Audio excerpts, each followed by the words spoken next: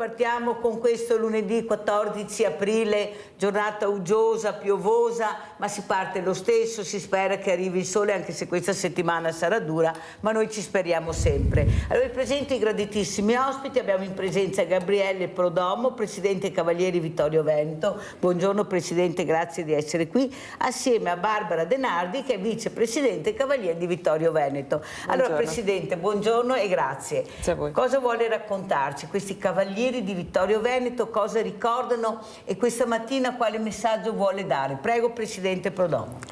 Allora, questa associazione è ripartita 3 anni fa, più che altro diciamo forse nel 2018, dove siamo stati presenti in vari raduni nazionali e anche locali, Triveneto, adunate degli alpini e quant'altro. Venne fuori il discorso dei Cavalieri di Vittorio Veneto.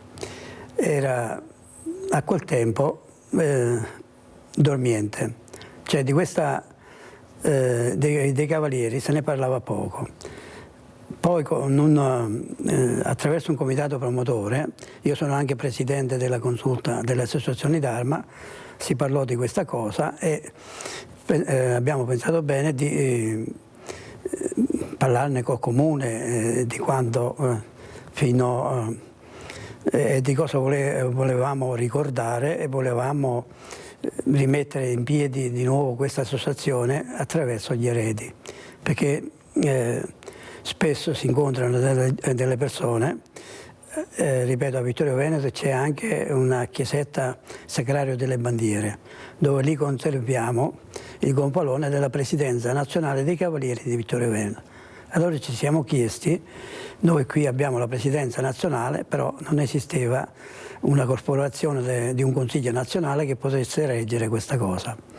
Quindi ne abbiamo parlato con la loro amministrazione e loro hanno appoggiato in piena questa idea, più che altro ricordare la memoria di queste persone che hanno preso parte al primo conflitto mondiale, dove hanno lasciato qualcosa nella storia. Forse può essere, secondo me, penso, uno dei motivi più importanti della quarta guerra di indipendenza, dove finalmente si delineava cos'era l'aspetto della nazione. Quindi poi c'è stata una delibera dove all'unanimità hanno appoggiato questa cosa e da lì si è formato il primo Consiglio nazionale.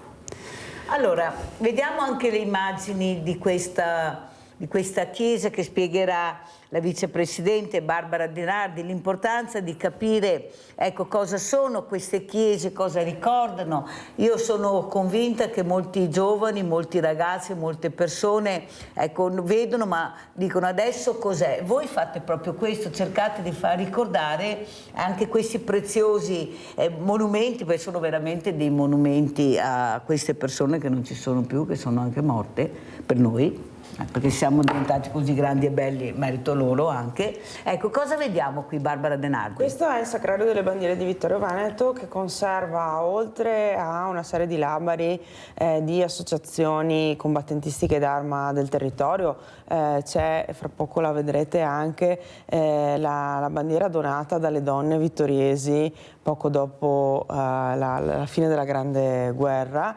La vedrete proprio fra qualche secondo, ecco lì, quello blu sulla destra. C'è anche un nutrito numero di labari dell'Associazione Nazionale Cavalieri di Vittorio Veneto, perché man mano che la nostra è un'associazione che è nata all'inizio degli anni 70 per raccogliere coloro che erano stati nominati Cavalieri di Vittorio Veneto, quindi i reduci della Grande Guerra ancora in vita nel 68.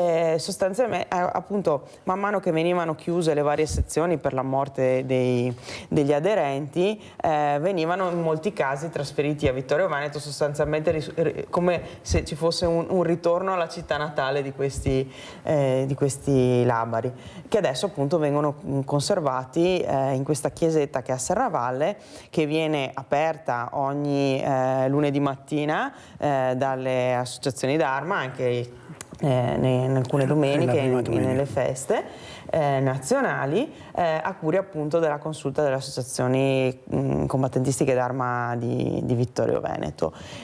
Quando le persone si accostano a questo sacrario, questi qua che stiamo vedendo in particolare sono i labari dell'associazione, molto spesso, ma questo mi capita anche andando in giro per l'Italia, nel momento in cui sentono la parola Vittorio Veneto, tantissimi dicono: mio nonno era cavaliere di Vittorio Veneto, mio prozio era cavaliere di Vittorio Veneto. C'è in questa realtà, in questa associazione, un punto di incontro molto particolare, che è l'interazione fra il pubblico e il privato, fra la storia con la S maiuscola, quella del paese, quella del mondo, e la storia individuale, la storia delle persone, la storia delle famiglie. È quindi una realtà molto particolare e che consente appunto di avvicinare anche le persone a quello che è il passato, a quello che è avvenuto oltre 100 anni fa, al dolore e al dramma della guerra. Ricordiamoci che nei nostri territori a tutt'oggi l'espressione An de la Fan che è poi l'anno dell'occupazione tra il 17 e il 18, è la rappresentazione nei detti popolari di una cosa che non finisce più, che è dolorosissima. Quindi c'è in questo modo la possibilità di raccontando la storia con la S maiuscola, come abbiamo detto prima, anche la storia delle famiglie, e quindi rendere più vivo e più personale anche il rapporto con la storia. Senta Barbara Denardi, devo correre perché poi il tempo è anche tiranno e sono tante le domande da fare per capire bene l'importanza di questa associazione. Giovane donna, come mai in questa associazione? Perché? Perché appunto soprattutto nel contesto attuale, un contesto dove i venti di guerra, che sembravano ormai aver allontanato la loro presenza dall'Europa, si stanno facendo sempre più forti, dove il rischio di un conflitto di proporzioni globali è molto più forte di quanto poteva essere 15-20 anni fa, dove luoghi che sembravano aver quasi raggiunto la pace, come il Libano, dove la presenza italiana è fortissima, sono ripiombati nell'orrore. È necessario rafforzare la conoscenza e la consapevolezza in tutti noi di quanto è avvenuto 100 anni fa nei nostri territori. Ma perché lei ha scelto questa associazione? Da dove nasce che troviamo Barbara Denardi in questa associazione? Io sono stata principalmente indicata dal Comune di Vittorio Veneto come rappresentante, perché il Comune di Vittorio Veneto, in base allo statuto, ha un rappresentante indicato nel direttivo dell'associazione, proprio per garantire questo contatto continuo e costante fra la città che dà il nome a questa associazione e l'associazione stessa. Nel 1968, quando vennero il governo decise, il Parlamento, insieme al Parlamento, di creare i Cavalieri di Vittorio Veneto, questo nuovo Cavalierato della Repubblica, non lo fece a caso indicando Vittorio Veneto, perché Vittorio Veneto è una città identitaria, non venne scelto né Trento né Trieste all'epoca, e la Grande Guerra nella storia era fatta per conquistare Trento e Trieste, ma viene scelta Vittorio Veneto perché è città identitaria, è città che rappresenta la fine di quel conflitto.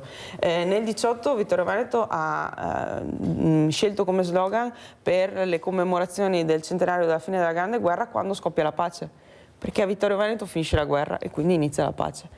È un concetto che va portato avanti. Non si parte dall'inizio, ma si parte dalla fine, con la cessazione di questo conflitto. Presidente, quanti complimenti per questa vicepresidente preparatissima. Direi che si è creato un gruppo coeso, perché 4 mesi fa è stato eletto il nuovo Consiglio nazionale, un gruppo coeso dove c'è l'aspirazione soprattutto di continuare quella che è stato un tempo la storia di Vittorio Veneto.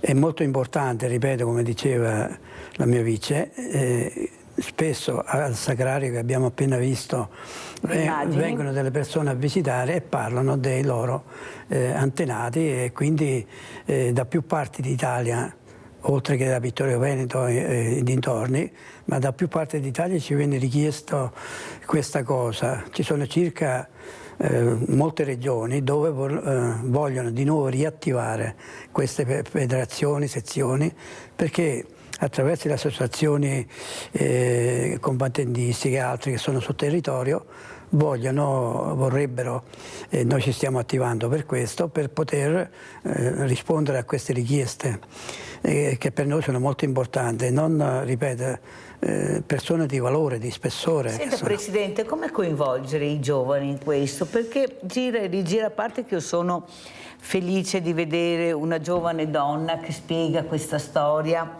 una figura femminile che sa capire e fa capire l'importanza anche della passione, perché bisogna avere anche una certa passione, credere in certe storie, però bisogna anche raccontarle queste storie. Secondo lei, Presidente, i giovani conoscono questa storia? Poi chiederemo anche a Barbara. Sì, io ho un mio alfiere che siamo da 8-9 anni, dal 2018, che stiamo percorrendo tutti gli itinerari della Grande Guerra.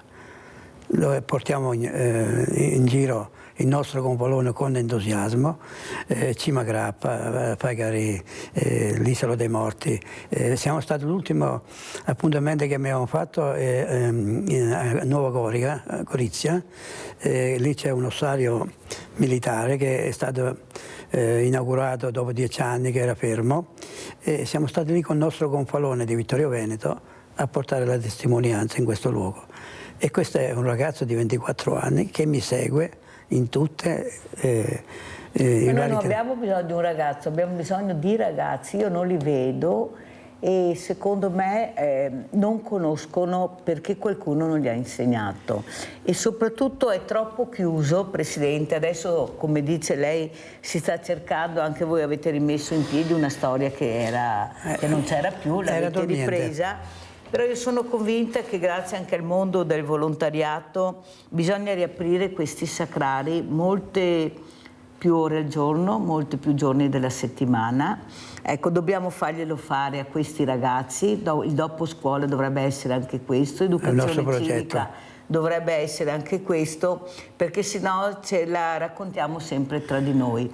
E sono pochi i ragazzi, però quelli che ci sono noi dobbiamo veramente fare una lezione di storia e sentiamo anche cosa ne pensa Barbara De Nardi a questi ragazzi che forse non si rendono neppure conto di quello che è successo.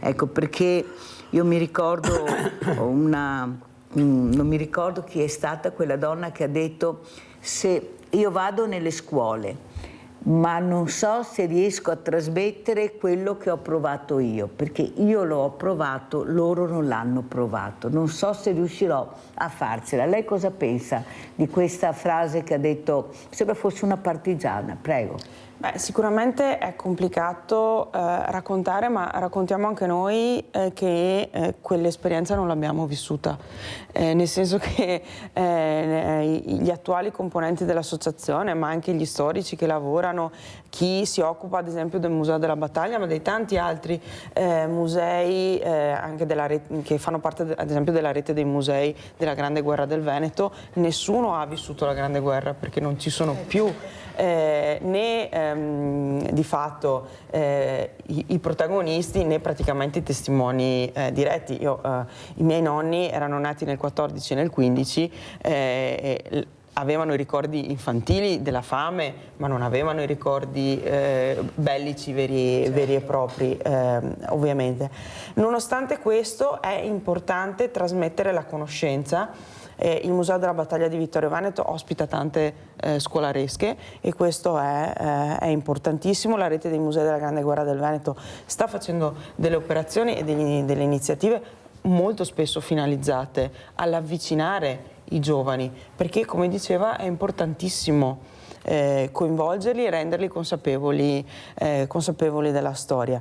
Ci sono anche attività educative e attività che vengono fatte attraverso attività più leggere, come può essere l'attività artistica, far trasmettere loro cosa è successo, quale orrore è stato quello della Grande Guerra. Vediamo anche adesso con armi diverse, ma i morti sono quelli. Pensavamo che la guerra di trincea non esistesse più, ma invece quello che sta avvenendo in Ucraina ci sta dimostrando che le trincee sono tornate. Non solo in Ucraina purtroppo. Presidente, secondo lei non sarebbe anche il caso di rivedere anche gli orari di queste manifestazioni? Perché io è tanto che insisto nel senso che al mattino presto, alla domenica o al sabato, specialmente al mattino, sono sempre i soliti noti. Perché non coinvolgere le famiglie? Ad esempio vediamo quando gli alpini fanno le adunate che ci sono, e perché hanno tutte queste numeri, queste persone sono gli unici, perché forse riescono a coinvolgere le persone e le famiglie, perché loro sfilano fino alla sera tardi. Noi vediamo tante cerimonie, però dalle 8 alle 9:30, 10, massimo alle 11, poi ciao. Chi si è visto, ecco, perché non farli nel pomeriggio dove trovi le famiglie, le persone? Perché devi attirare, catturare l'attenzione, interessarle. E io vedo che quando ci sono certi anche avvenimenti nelle piazze, nei centri abitati, nei borghi, tu catturi l'attenzione. Perché non si riesce a capire che forse dobbiamo cambiare gli orari? Forse bisogna ampliare di più questi accessi a questi luoghi. Stiamo lavorando anche per questo, in quanto, ripeto, abbiamo già un gruppo di 3-4 giovani, che in particolare uno che ha un progetto giovani dove trasmettere queste cose, ma io sono stato anche in passato nelle scuole. È importante attraverso, specialmente nelle classi quarte e quinte dell'ultimo anno, di presenziare all'interno del loro istituto con conferenze o quant'altro, per far capire almeno cosa è stato la storia dell'Italia, la quarta guerra, ripeto, di indipendenza, dove tutti hanno, da Trapani a Val d'Aosta a Tirolo, hanno tutti quanti collaborato perché si mettesse una pietra su questo. Comunque, ripeto, un mio proponimento, penso anche dell'associazione, è di allargare questa cosa in tutti i settori. Abbiamo una serie di programmi dove coinvolgono anche i giovani, perché io, tra virgolette, vorrei dire una cosa: sono stato allenatore per 40 anni dei giovani, dai 6 ai 19 anni. Quindi allenatore di cosa? Settore giovanile calcio. Calcio. Quindi ho molta passione, potevo allenare anche in altre categorie più alte, ho preferito fare i giovani. Quindi è il mio intendimento, il nostro intendimento, veramente aprire, altrimenti non c'è storia dietro. No, non rimane c'è una cosa a sé. Io spesso e volentieri, la chiesetta che è stata vista prima. Rivediamola perché è proprio bella, rivediamo le immagini, sì, visto che abbiamo quelle, prego. Sì, come diceva la vice, teniamo aperti il lunedì, che c'è il mercatino là, il mercato. Che orari fate? Dalle 9 a mezzogiorno, e poi la domenica, la prima domenica, dalle 9 a mezzogiorno e anche il pomeriggio, ma sovente al sabato o alla domenica dopo sono sempre presente là, cioè non ho niente da fare, per dire altre cose, si va lì, si apre e vengono, in particolare alla domenica o il sabato pomeriggio, perché parecchi vengono lì a visitare. Pomeriggio, avete sentito pomeriggio, arrivano le persone al pomeriggio? No, anche dal pomeriggio andiamo lì. No, ma dico, arrivano le persone al pomeriggio, arrivano, forse più che al mattino? Quindi, ripeto, quel gonfalone lì che abbiamo dentro quella chiesetta lì, erano molti anni che non sfilava più a Roma. Adesso è a Roma il 2 giugno, quel gonfalone della Presidenza nazionale sfila sulle prime campagnole in onore del Presidente, perché bisogna sapere forse un'altra cosa, che il Presidente di quest'ordine è il Presidente della Repubblica. E quindi io 2 anni fa, ripeto, nella sfilata, dissi al mio alfiere, che eravamo sulla campagnola lì, guarda, quando passiamo davanti al palco principale, lì dove c'è il Presidente, gira un po' in gonfalone in modo che lui lo vede. E infatti si è reso conto e l'ha salutato con questo gesto, e io ho controcambiato. È una grande soddisfazione di essere arrivati, ma soprattutto quella del 3 scorso, dove siamo arrivati a Roma finalmente a presentare la nostra associazione. Ci sono grandi progetti per questa cosa, perché soprattutto per ricordare quelli che hanno fatto i nostri nonni. Poi ci sono anche, mi permetto ancora un secondo, le portatrici carniche, le donne, che durante la prima guerra mondiale... Non si vedono mai, le donne si No, io ho già poco. contattato lì a Spilimbergo, dove c'è la scuola di mosaico, lì c'è una signora che fa parte di questo comitato del Tirolo, da quelle parti lì, delle portatrici cani. Quindi dobbiamo avere tutti questi contatti in modo da poter ricordare in modo rispettoso questa cosa. Allora, visto che abbiamo parlato di sacrari, guardate cosa succede, andiamo a vedere questi furti nei cimiteri, andiamo a vedere.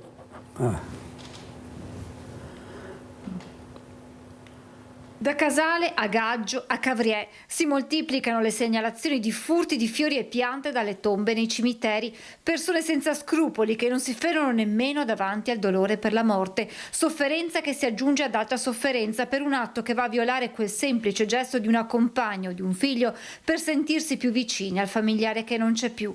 Gli ultimi episodi in ordine di tempo nei cimiteri di Biancade e Roncade, dove può accadere anche che ad essere colpita in più occasioni sia la stessa tomba. Non riesco a capire come si possono oltraggiare le tombe di altre famiglie quando a Roncade abbiamo 2 fiorerie che trovano soluzioni per tutte le tasche, quindi lo ritengo un gesto veramente ignobile. In programma a Roncade un'implementazione del sistema di videosorveglianza che potrebbe interessare anche siti particolarmente sensibili come i cimiteri. Stiamo portando avanti un altro stralcio per quanto riguarda la videosorveglianza per un bando che scade qui verso fine giugno proprio per poter partecipare a questo bando.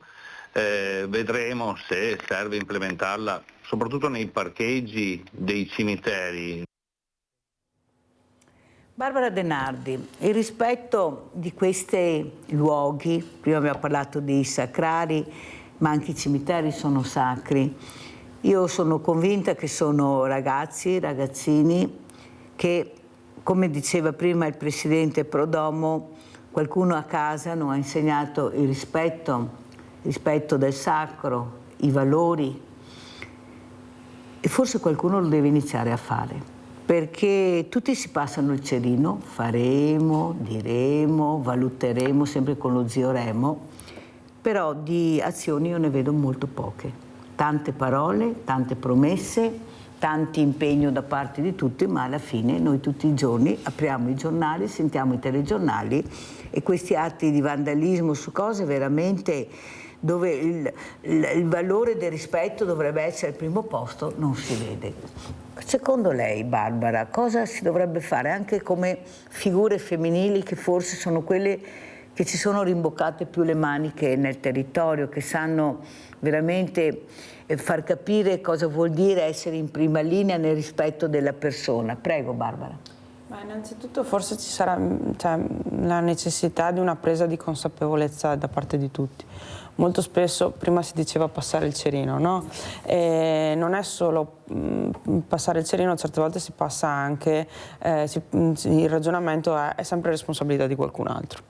Non è colpa mia, è colpa di qualcun altro, non è colpa della famiglia, è colpa della scuola, non è colpa della scuola, è colpa delle istituzioni, non è colpa delle istituzioni, è colpa della famiglia e via di questo passo. Probabilmente nell'attuale situazione complessiva della nostra società, non voglio chiamarla alleanza, ma insomma una presa di consapevolezza di tutti gli attori della formazione di una persona, perché la formazione di una persona non passa mai attraverso né esclusivamente la famiglia, né esclusivamente la scuola, né esclusivamente la comunità, intesa come istituzioni, associazioni, perché è un insieme di input che arrivano. Chiunque di noi è quello che è perché ha avuto una determinata famiglia, è andato in una determinata scuola con degli insegnanti che gli hanno dato determinati valori o non glieli hanno dati, ha magari vissuto nel mondo associativo e ha ricevuto determinati input, e tutto questo ha contribuito a formare ognuno di noi. Questo vale anche per i giovani di oggi, dove forse tutti questi input non sono arrivati allo stesso modo di come arrivavano 15, 20, 30 anni fa. Non possiamo, a mio avviso, caricare su uno solo di questi soggetti la responsabilità di quello che è avvenuto, perché se ne mancasse solo uno molto probabilmente gli altri riuscirebbero a compensare. Probabilmente è un problema che nasce da mancanze plurime, da mancanze combinate. E allora guardarsi in faccia tra attori di questa crescita individuale è fondamentale per assumere ognuno la sua fetta di compito. Ogni tanto io sento la frase ci vorrebbe la reintroduzione della naia per fare in modo che i ragazzi ritornino, però mi domando allo stesso modo, le donne non hanno mai avuto servizio militare, eppure non è che le donne nella società non abbiano svolto i loro compiti. Allora forse non è quello, è qualcos'altro. Qualcos'altro. Questo qualcos'altro che l'abbiamo trovato ieri, guardate, è stata una giornata meravigliosa a Silea, questa giornata delle associazioni, nonostante questa pioggia che aveva iniziato veramente a venire giù anche in maniera molto importante, eppure la bellezza di dire io devo andare avanti lo stesso, sono qua anche se piove, il motto ieri era se piove noi siamo il sole, nonostante questo tutto il mondo, tantissimo mondo, specialmente anche il mondo dei diversamente agili, sono venuti da Rovigo, da Vicenza, da Verona, da Padova, dal Friuli, sono riusciti a far capire che non è la pioggia, è la volontà di esserci, di fare. C'erano anche le associazioni combattentistiche con Enzo Andretti. Sì. Ecco, veramente devo dire grazie anche per la sicurezza che in questo luogo che sembrava ieri che non ci fosse nessuno, invece veramente è stata una giornata magica. Andiamo a vedere, sentiamo anche cosa ha detto il sindaco di Silea, che ringrazio sempre, con l'assessore Francesco Biasin, che hanno messo a disposizione questo luogo magico, ecco, con tutte queste associazioni che poi vedrete anche durante la settimana. Andiamo a sentire cosa dice la sindaca Rossella Cendrò. L'obiettivo è assolutamente fare rete sul territorio con queste splendide associazioni che oggi partecipano al villaggio delle associazioni, perché davvero se il detto è che per crescere un bambino ci vuole un villaggio intero e per crescere un cittadino ci vuole il villaggio delle associazioni, e oggi ce l'abbiamo qui a Silea in questa splendida location in riva al Sile, e davvero ci arricchisce di valore sociale. La domenica del villaggio a Silea ha il volto di decine e decine di volontari arrivati da tutta la Marca e non solo, per presentarsi tra loro e al grande pubblico. Questo è il senso del villaggio delle associazioni, frutto della sinergia tra comune e associazione familiari e vittime della strada, con la collaborazione delle realtà in rete con la Onlus Veneti schiacciati dalla crisi, della nostra Mirella Tuzzato, che spiega così il senso di una giornata particolare. Far capire che il mondo del volontariato, anche quello che non si vede, è presente, c'è, far capire che l'Unione darà la forza a questi volontari di esserci, ma soprattutto di trasmettere il messaggio alla politica che devono avere un occhio di riguardo per questi uomini, per queste donne, per questi ragazzi che stanno cercando di dare il meglio di se stessi per aiutare gli altri. Aiutare e aiutarsi partendo da esperienze e obiettivi comuni. Noi come associazione ci occupiamo di incidentalità stradale e di sicurezza stradale. Vogliamo lanciare un obiettivo vittime zero sulla strada, sulle nostre città. Ci siamo rivolti alle associazioni, ci rivolgiamo alle associazioni perché ogni associazione è sensibile a determinati temi e pensiamo che anche questo tema possa essere un obiettivo condivisibile con tutte le altre associazioni. Dalla Croce Rossa, Lega Ambiente, dalla FIA Balconi, ambiente, sport, salute, tutto si intreccia a Silea, anche la tradizione e il folklore. Noi siamo Pastoria del Borgo Furo. Che è sempre presente. Sempre presente. Io sono Anna. Io sono Marisa. Impaglia careghe! E parone a Cromera! Care mei mandue! Mi sono quello che controlla l'origine, che vuole anche l'anziano del turno, che guarda se va tutto bene. Va tutto bene. Tutto a posto, bravi tosati. Ieri non mancava proprio niente, guardate che sono veramente arrivati tutti, ma per far capire l'importanza del valore dell'unità. Ecco, noi dobbiamo imparare a unirci, non a dividerci, no, che ognuno faccia le proprie cose, ed è stata ieri proprio una dimostrazione che forse abbiamo capito che l'unione fa la forza. Prego, Presidente. Io posso dire solo una cosa, tanto ho i miei anni, ma non penso che l'intelligenza artificiale possa sostituire questi momenti. Presidente, la fermo solo un secondo perché abbiamo Antonio da Quarto d'Altino, se no mi cade la linea, ma poi riprendiamo subito. Vai Antonio! Bene Mirella, saluto te e i tuoi ospiti. Ciao Gabriele, mio collega, grande amico. Sì, sono Antonio Miola. Ciao Mirella, ieri è stata una giornata bellissima. Un collega. Sai che ti ho ringraziato in presenza, ma vorrei dire alla signora che stava parlando prima che colpa dei giovani, colpa dei vecchi, io dico è colpa della colpa, perché se non capiamo sto termine non andremo mai avanti, perché noi siamo dentro al volontariato e sappiamo cosa facciamo per tutti, ma è la nostra gioia, è la nostra vita. Noi siamo cresciuti da ragazzi, ormai siamo alla soglia degli 80 anni e capiamo cosa vuol dire dare per gli altri. Chi non lo vuol capire, peggio per lui, perché non avrà mai bisogno, secondo il suo modo di credere o di volere, ma quando ci trova ci si piega e si vede quello che noi facciamo. Mirella, tu sei grande, ti conosco da tanto. Un abbraccio grande a voi tutti, grazie. Grazie caro Antonio, si fa quello che si può tutti assieme, non è solo Mirella, è unire le forze. Dobbiamo capire che finché la politica ci vedrà divisi, ognuno con il proprio campanile, noi non arriveremo da nessuna parte. Ecco, piove, c'è vento, qualcuno ieri, ecco, voi sentirete se riesco a farvi sentire un'intervista di due diversamente agili, non giovanissimi, sono arrivati grazie a un amico accompagnati. E quando li abbiamo intervistati hanno detto: questa mattina quando siamo partiti qualcuno ci ha detto ma siete matti, dove andate via con questo tempo? E loro hanno risposto: noi siamo vivi, abbiamo voglia di uscire, siamo curiosi e noi andiamo, perché noi è una bellissima, per noi una bellissima giornata e noi vogliamo partecipare. Non si sono lamentati della pioggia, non si sono lamentati per il freddo, nessuno brontolava, anzi direi che forse più qualche normodotato aveva problemi, ma tutti in generale erano strafelici. Le avete viste anche le nostre principesse di ruote libere, ce n'erano tantissimi. L'Anfas da Mestre ha portato tre furgoni di ragazzi, tre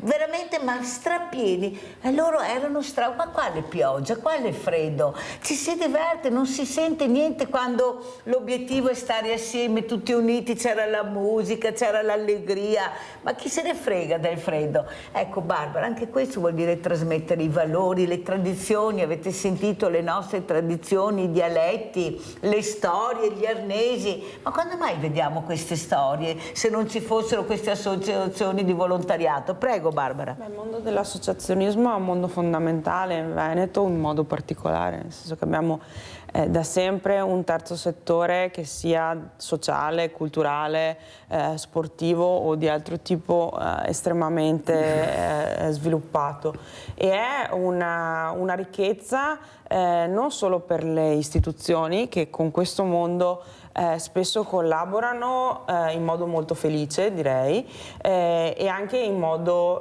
indispensabile, nel senso che tante volte gli enti pubblici non riuscirebbero a portare a termine i loro compiti senza l'apporto straordinario del mondo del volontariato, ma è anche un'interazione con la comunità, a prescindere dai ruoli istituzionali, perché molte volte l'apprendimento anche di cose come la storia o gli aspetti della tradizione e gli aspetti culturali arrivano direttamente attraverso queste associazioni.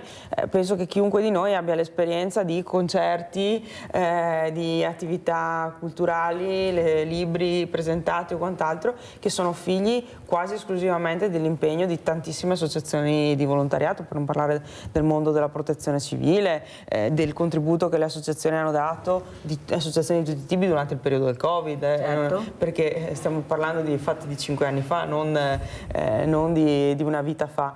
e attività appunto del mondo sociale. Abbiamo citato prima l'ANFAS, che è una delle tantissime associazioni che si occupano di questi problemi. Permettetemi di ringraziare anche questa Gabriella, veramente Graziella, che è veramente una carissima amica. Guardate che è una presidente veramente di un tosto numero 1, Graziella Lazzari, e soprattutto lei ha capito che bisogna farli uscire questi ragazzi.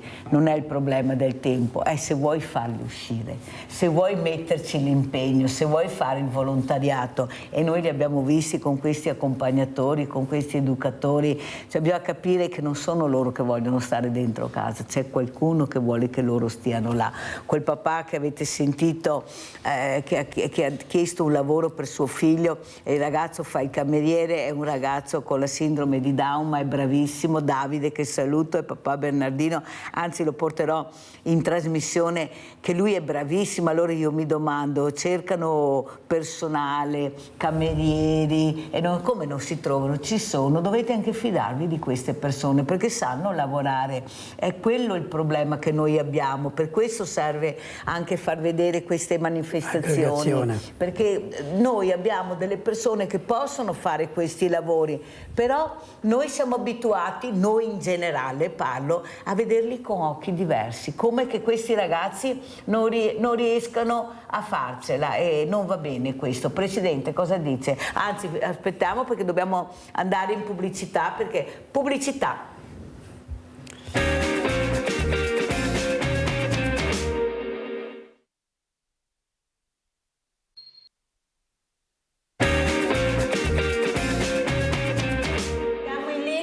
Vladimiro da Rovigo. Ciao Vladimiro. Ciao Mirella, grazie. Una domanda velocissima ai due ospiti. Nel suo penultimo intervento la ragazza, la signora, termina con una frase che mi ha colpito molto, perché, come dire, anche a me questo qua mi incuriosisce. Cioè, ha detto che le ragazze, anche se non ha mai fatto il servizio militare, sono comunque brave e capaci ugualmente di rapportarsi nella società in maniera ordinata. Mi intendo ordinato in senso civico e civile, non in senso militare o poliziesco, perché è una cosa che mi colpisce in maniera non positiva. Cioè, tutte le volte che si fa un discorso che porta che la società debba essere meno incasinata e anarchica di come è adesso, ma un po' più ordinata, ripeto, in senso civico-civile, sempre a esperienze del passato, a volte anche del passato abbastanza lontano. Non mi capita mai di vedere delle persone che richiama la gente a essere più, come dire, di comunità, rifacendosi a un messaggio del futuro. Ecco, mi domanda questa qua, ma sembra davvero condannare gli altri, purtroppo, per arrivare o ritornare a una società meno violenta, meno incasinata, a dover sempre rifare a messaggi del passato, o che anche possibilità e speranza che arriva qualcuno o qualcosa che ne dà assieme un ordine ma anche il futuro. Perché, e chiudo, quello che a me mi dispiace è che mi sembra di vedere che una parte neanche piccola della società sarebbe anche disponibile a un messaggio del maggior ordine, della maggior comunità e coesione sociale, però viene frenato perché assieme a questo bisogna accompagnare anche un richiamo a esperienze del passato che specialmente i giovani magari non puoi sentire. Cioè, mi pare che sia un limite massimo, e chiudo, il limite massimo è che purtroppo se si rifà sempre e solo a esperienze del passato e non anche a esperienze del futuro. Grazie e buongiorno, ciao Mirella. Grazie Vladimiro, allora sentiamo Barbara Denardi, poi anche il Presidente, e continuiamo il discorso. Prego Barbara. Io credo che il problema della nostra società sia l'individualismo. Abbiamo probabilmente abbandonato quel senso di solidarietà, di comunità diffuso, che ha consentito in alcuni periodi storici una grossa crescita e anche una crescita in senso positivo del nostro paese, ma non solo del nostro paese, anche altrove. L'unica cosa che non credo sia da auspicarsi è che attendiamo qualcuno che arriva. Il cambiamento, la crescita del senso di comunità, di solidarietà, di anche inclusione, parlavamo prima delle persone diversamente abili, ma anche di chiunque abbia una diversità rispetto a quello che è la maggioranza statistica, non voglio parlare di normalità, deve partire da noi. Guardate che c'è un ritorno in studio, ragazzi, prego. Deve partire da noi e non dall'attesa che arrivi qualcosa o qualcuno che ci porta a questo cambiamento. E questo cambiamento può essere tanto più forte e tanto più incisivo per il futuro, certo, quanto prima lo facciamo partire e quanto più siamo convinti tutti quanti che è solo attraverso la solidarietà, la compartecipazione ai problemi e alla creazione di cittadini, dicevamo prima la crescita dei giovani, alla crescita dei cittadini consapevoli, lo ha detto anche prima la sindaca di Silea, deve partire dalla collaborazione fra tutti quanti, che siano istituzioni, che siano famiglie, che siano associazioni, che siano anche i singoli, perché ognuno di noi è chiamato a questo. Allora andiamo a vedere, appunto, proprio per far capire l'importanza che dobbiamo uscire da questo orientamento un po' miope che abbiamo su quello che sono i giovani lavoro, andiamo a vedere questo servizio giovani orientamento lavoro. Dal vostro osservatorio questi ragazzi e anche le famiglie cosa cercano? Beh, diciamo che dopo un primo disorientamento sono alla ricerca di una professionalità e di un loro spazio originale nella società, nella comunità in cui vogliono comunque essere protagonisti. Da una parte tecnologie sempre più avanzate, dall'altra un mondo del lavoro dove la manualità viene sempre più premiata. Ecco perché incontri tra ragazzi, famiglie e istituti scolastici come quello che si svolge in questo fine settimana a Maser diventano essenziali per formare le donne e gli uomini di domani. E perché dietro a questa iniziativa ci sia anche l'impegno delle amministrazioni comunali. Come i comuni della Pedemontana del Grappa e della Solano riteniamo che sia importante dare ai nostri ragazzi la possibilità di scegliere diversi futuri e capire quale sia il futuro migliore per loro. Impegno che vede da tempo anche la Chiesa in prima linea per dare risposta alle famiglie in un tempo estremamente confuso. Siamo di fronte a una grande sfida. Vacillano tutte le strutture, da quella familiare, da quella sociale, e anche la scuola è un po' in sofferenza e quindi si sta stringendo i ranghi e si stringono i denti per non mollare questo compito fondamentale, perché se i ragazzi sono sempre meno a casa, a scuola ancora vanno. Scelte importanti, tra l'altro, in un tempo dove la denatalità rischia di far sparire intere comunità, come sottolineano i dati del comune di Maser. La denatalità per il 2023-2024 al momento ha inciso per il 25%. Un bambino in meno ogni 4 nati, numeri allarmanti che impongono attenzione sulla formazione delle nuove generazioni per progettare un futuro possibile senza dover emigrare.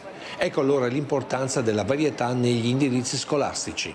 Voi offrite sia tecnologia sia manualità, ad esempio con il settore della bellezza. Qual è il prevalente dal vostro osservatorio e dall'osservatorio dell'Irigem? Beh, diciamo che riusciamo a dare una risposta a tutte e due le richieste, sia la richiesta di una professionalità più manuale, più adatta a un lavoro di tipo artigianale, ma anche una professionalità più specifica legata all'informatica, alla progettazione e alla ricerca delle nuove tecnologie. L'importanza di una scelta scolastica giusta significa soddisfazione ed entusiasmo prima nell'apprendimento e poi nel mondo del lavoro. Io ho scelto operatore informatico alla scuola Irigem di Rosà perché è un lavoro che vorrei fare da grande e mi piace da quando sono bambino. Mi piace tipo il mondo dell'informatica, capire i componenti all'interno del computer, sicurezza informatica e tutto quanto nell'ambito dell'informatica. Presidente Prodomo, forse anche noi dobbiamo accelerare un po' di più. Questi ragazzi sono molto più avanti di quello che pensiamo. Avete sentito, sono curioso, voglio imparare, mi interessa. Allora forse dovremmo farli diventare più protagonisti. Ieri c'era la Croce Rossa in questo villaggio delle associazioni. La Presidente ha detto: noi abbiamo fortunatamente molti giovani. E perché loro hanno i giovani? Perché loro li rendono protagonisti. Ecco, loro veramente riescono a far diventare, stando a fianco, naturalmente nella maniera giusta, nel modo giusto, questo ragazzo che inizia a capire cosa vuol dire fare il volontario nella Croce Rossa, ma toccano con mano, sono operativi. È questo che forse sbagliamo, forse sono loro che dovrebbero sedere nelle cattedre qualche volta, nei convegni, e noi dall'altra parte ad ascoltare. Prego, Presidente. Allora, io prima ho accennato il discorso dell'intelligenza artificiale. Che non si pensi che questa possa risolvere tutti i problemi della vita attuale. Volevo rispondere un attimo al signore di prima, il fatto della memoria. Noi non possiamo vivere il futuro se non sappiamo niente di quello che è successo, perché saremmo un po', come si dice, opportunisti alla situazione attuale e che quello che è successo dietro. Noi, alle scuole insegnano anche storia di 2000 anni fa e quant'altro è successo. In funzione di questo si può capire cosa noi, adulti specialmente, dobbiamo fare per togliere questa distanza, no? Che a volte c'è, come dice lei, la cattedra. Bisognerebbe un po' invertire i ruoli, responsabilizzarli. Io mi riallaccio un attimo ai miei 40 anni che ho fatto nel settore giovanile, dai 6 ai 19 anni. Non facevo solo l'allenatore di calcio. Noi quando si andava a vedere le partite si parlava di storia, si parlava di tutt'altro. E prima di iniziare l'allenamento si faceva mezz'ora di cosa avevano fatto a scuola. E probabilmente ogni allenatore, tra virgolette, dovrebbe chiedere, quando c'è dei ragazzi a disposizione, interessarsi anche un po' dei problemi che hanno questi ragazzi. E io, quando si affrontavano a volte le squadre più forti di noi, io dicevo, hanno 2 gambe, 2 piedi come noi. Io ho vinto un torneo dove ero l'8ª squadra come potenzialità, ho vinto un torneo perché ho caricato questi ragazzi. Però ripeto, prima di questo si parlava di scuola, come stavano a casa, cosa facevano, mi interessava anche nelle famiglie. Il comportamento, l'educazione, tante cose. Dove ho allenato ultimamente, nella Vallata Calcio, e lì c'erano varie tipologie di persone, cioè extracomunitari, quant'altro. Come sempre. Io andavo in quelle case. Abbiamo Rinaldo da Venezia, poi chiudiamo perché è finito il tempo con i nostri ospiti. Sentiamo Rinaldo. Ciao Mirella. Ciao. E buongiorno ai tuoi ospiti. Dobbiamo mettersi in testa che i giovani di adesso non sono quelli di una volta, mi sei più svegli, mi sei più intelligenti, noi altri non avremo le possibilità che i giovani. Adesso un puttano da 6 a 7 anni, che gira delle volte un telefono e trova tutto, mi se sbaglia un bottone non parlo più con nessuno. Voglio dire che bisogna sapere chi fa errori, non ha bisogno dell'osso solo di noi altri adulti, ma i fiori e la capacità immense perché i nati su un'era che imparerà delle robe, chissà dove che ne mostrare. E ora siamo gli stati fiori, vediamo la manualità, chi possa toccare con mano, fare col suo cervello, non gli interessa l'intelligenza artificiale, gli dà un cervello per pensare. E i fiori adesso, i bravi, ne vengono dei baroni, però l'80% adesso è buona strada, perché anche il y a tante robe a disposizione per imparare e scegliere cosa ti vuoi fare. Se tocca di 17-18 anni, ti sei ancora non ti dà possibilità, ti vai in cerca di avere qualche panca, ti vai in cerca anche di lavorare, ma i fiori, se bravi, bisogna appoggiarli, scondoni, stargli attenti, però chi saranno a partire bravi, vedi un problema da risolvere a casa o cosa come, ti vedrà chi lo risolve meglio dei miei. E ora, assieme chi faccia, mi sente il fiato sul collo di tutti, perché c'è tutti che guarda sti giovani, hasta chi faccia, perché ne tanti dei bravi. Ciao Mirella e buongiorno ai tuoi ospiti. Grazie caro Rinaldo. Allora, sentiamo come ci saluta Barbara Denardi, vicepresidente di questa importante associazione Cavalieri di Vittorio Veneto. Barbara? Beh, io intanto vi ringrazio dell'opportunità di essere qui e raccontare la nostra associazione oggi. Spero che chi ci ha seguito si sia un po' incuriosito dell'associazione. Nel caso l'invito a andare sul sito e vedere le possibilità anche di iscriversi alla nostra associazione, di collaborare dando una mano, perché abbiamo parlato prima di associazione e di volontariato. Anche questa associazione ha bisogno dell'impegno delle mani, della testa e delle gambe delle persone per andare avanti, per portare avanti gli obiettivi che ha, e quindi più iscritti ci sono, più ovviamente abbiamo la possibilità di portare avanti questi scopi. Sentiamo anche come ci saluta Gabriele Prodomo, presidente Cavalieri Vittorio Veneto. Io sono molto fiducioso che questa associazione possa finalmente avere la sua dimensione in tutta Italia, e anche perché ci scrivono dall'estero e dalle altre parti del mondo, vogliono sapere qualcosa del passato. E soprattutto un'altra cosa, penso io, è con l'esempio che si insegna agli altri. Se una persona è retta, osserva le regole e quant'altro per il vivere civile, anche i ragazzi apprendono questa cosa e viene trasmessa, però bisogna seguirli in queste cose. Non si può dire è così e basta. Capire anche le loro idee che hanno dentro di loro, e se c'è qualcosa che non va, perché hanno una crescita loro, no? Ripeto, ho fatto l'allenatore dei ragazzi per oltre 40 anni e io andavo anche nelle famiglie a capire se c'era qualche problema, che se erano del Marocco, se erano della Tunisia, io andavo dentro di loro, a volte dicevo ma perché vai lì dentro? Perché voglio capire se un ragazzo quando viene a campo ha dei problemi. Chi è? Giustamente, bisogna andare a vedere e ascoltare. Grazie veramente al Presidente veramente Gabriele Prodomo per come ha chiuso questo intervento. Grazie a Barbara Denardi. Pubblicità.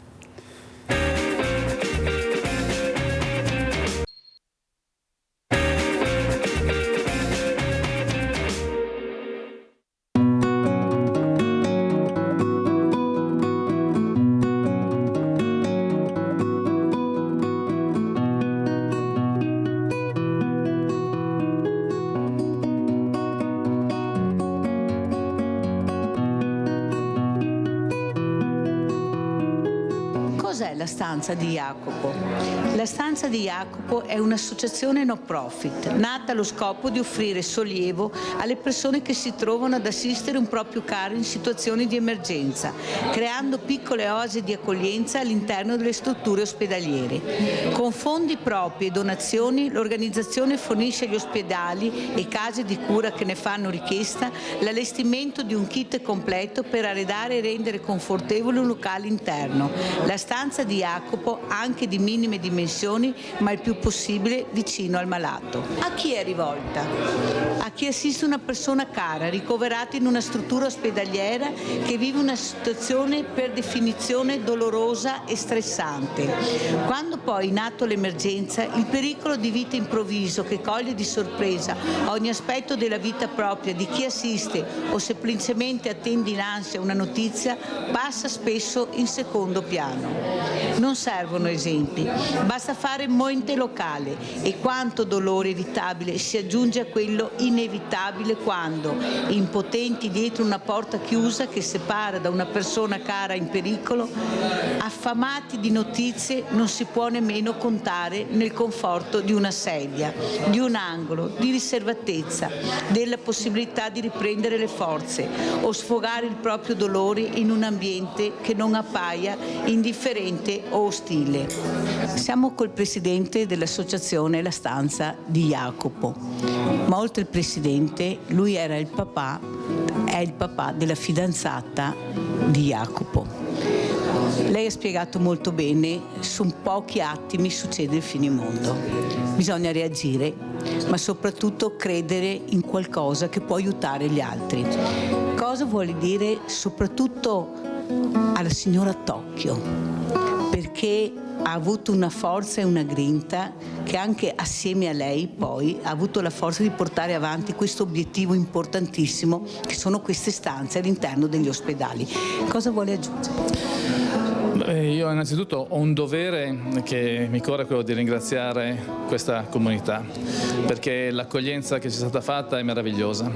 Grazie per aver capito così bene, ma si vede che è proprio nel DNA delle persone, di capire così bene cosa intendevamo. Noi siamo stati colpiti da una cosa bruttissima e poi oltretutto improvvisa, il giorno di Natale. Jacopo era a Londra e arriva questa notizia, sta male, prendi l'aereo, corri, arriviamo sul posto e io come unico possibile accompagnatore di Fausta, tutta la famiglia in apprensione, ed è successo quello che è successo. E quello che abbiamo trovato laggiù c'è stata una grande lezione di umanità.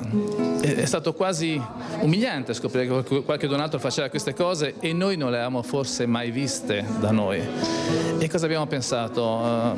Vogliamo ricordare Jacopo? Come ricordarlo nel migliore dei modi se non renderci utili nei confronti di coloro che si troveranno ancora nelle nostre situazioni, perché succederà, purtroppo questa è una cosa che succede quotidianamente. In questo momento c'è qualcheduno che si trova nelle situazioni in cui siamo trovati noi quasi 10 anni fa.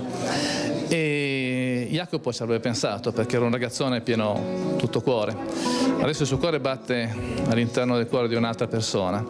E anche questo è importante, perché quando ci è stato detto che poteva succedere questa cosa, eravamo preparati, ed eravamo preparati anche un pochino meglio, perché eravamo nelle condizioni di poter ascoltare, perché avevamo capito che c'era stata attenzione nei nostri confronti e nei confronti di Jacopo, rispetto. Il rispetto è anche soltanto darti una stanzetta piccolina dove ti puoi rinchiudere nel tuo dolore e non abbandonarti in un corridoio davanti alla macchina di caffè. Quello non è rispetto, quello è un lavoro meccanico, un lavoro non è aiutare una persona. Si cura la malattia, ma si deve capire che quando è malato un figlio è malato a tutta la famiglia, è malato a tutta la comunità. E questo penso che qui si sia capito molto bene e io sono felicissimo di sapere che questa stanza potrà aiutare, potrà essere utile, ed è tra l'altro un ambiente che è venuto benissimo, è bellissima. Vi invito a visitarla e vi invito tutti quanti a copiarci, a rubare l'idea, a propagandarla, perché non è un brevetto, è un'idea che forse poteva venire a tutti. A noi è capitata, diciamo, la fortuna di avere questa ispirazione e vorremmo che si ingrandisse all'infinito. Qui in Veneto il terreno è fertile, ma è fertile dappertutto, basta pensarci.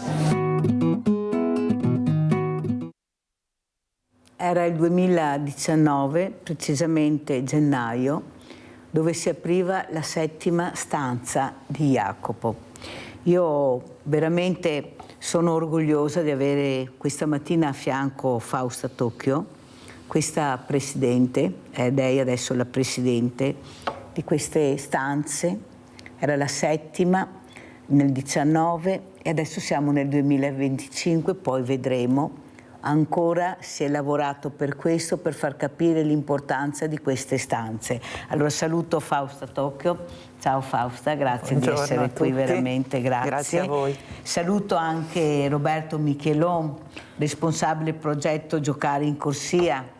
Capite l'importanza di questi ospiti questa mattina. Buongiorno a tutti. Fragilità alla grande questa mattina per capire come combattere, come unire le forze per portare avanti progetti utili a tutta la comunità. Ecco, questo è la comunità che non ha età, perché si coinvolgono tutti, bambini, diversamente giovani, genitori, nonni, chi ne ha più ne metta, però questa è la verità quando ci si ammala. E saluto anche un altro ospite gradito che è Rodolfo Balena, dirigente in pensione. Buongiorno Balena, felice di vedere anche lei. Sì. Allora Fausta Tocchio, abbiamo visto queste immagini toccanti, questi volti, queste stanze che stanno cercando di dare quella privacy, quella intimità che non c'era. Tu hai dovuto faticare non poco per far capire l'importanza di avere questi luoghi, queste stanze dove raccogliersi, pensare, riflettere su quello che succederà dopo, cosa devi fare, questo dolore lacinante. Però poi c'è la sensibilità del direttore generale, che io ringrazio, il dottor Francesco Benazzi, per la sensibilità con la quale ha accolto, già la prima volta eravamo assieme, questa mamma questa donna che stava cercando di far capire l'importanza del progetto che voleva portare avanti. Prego Fausta.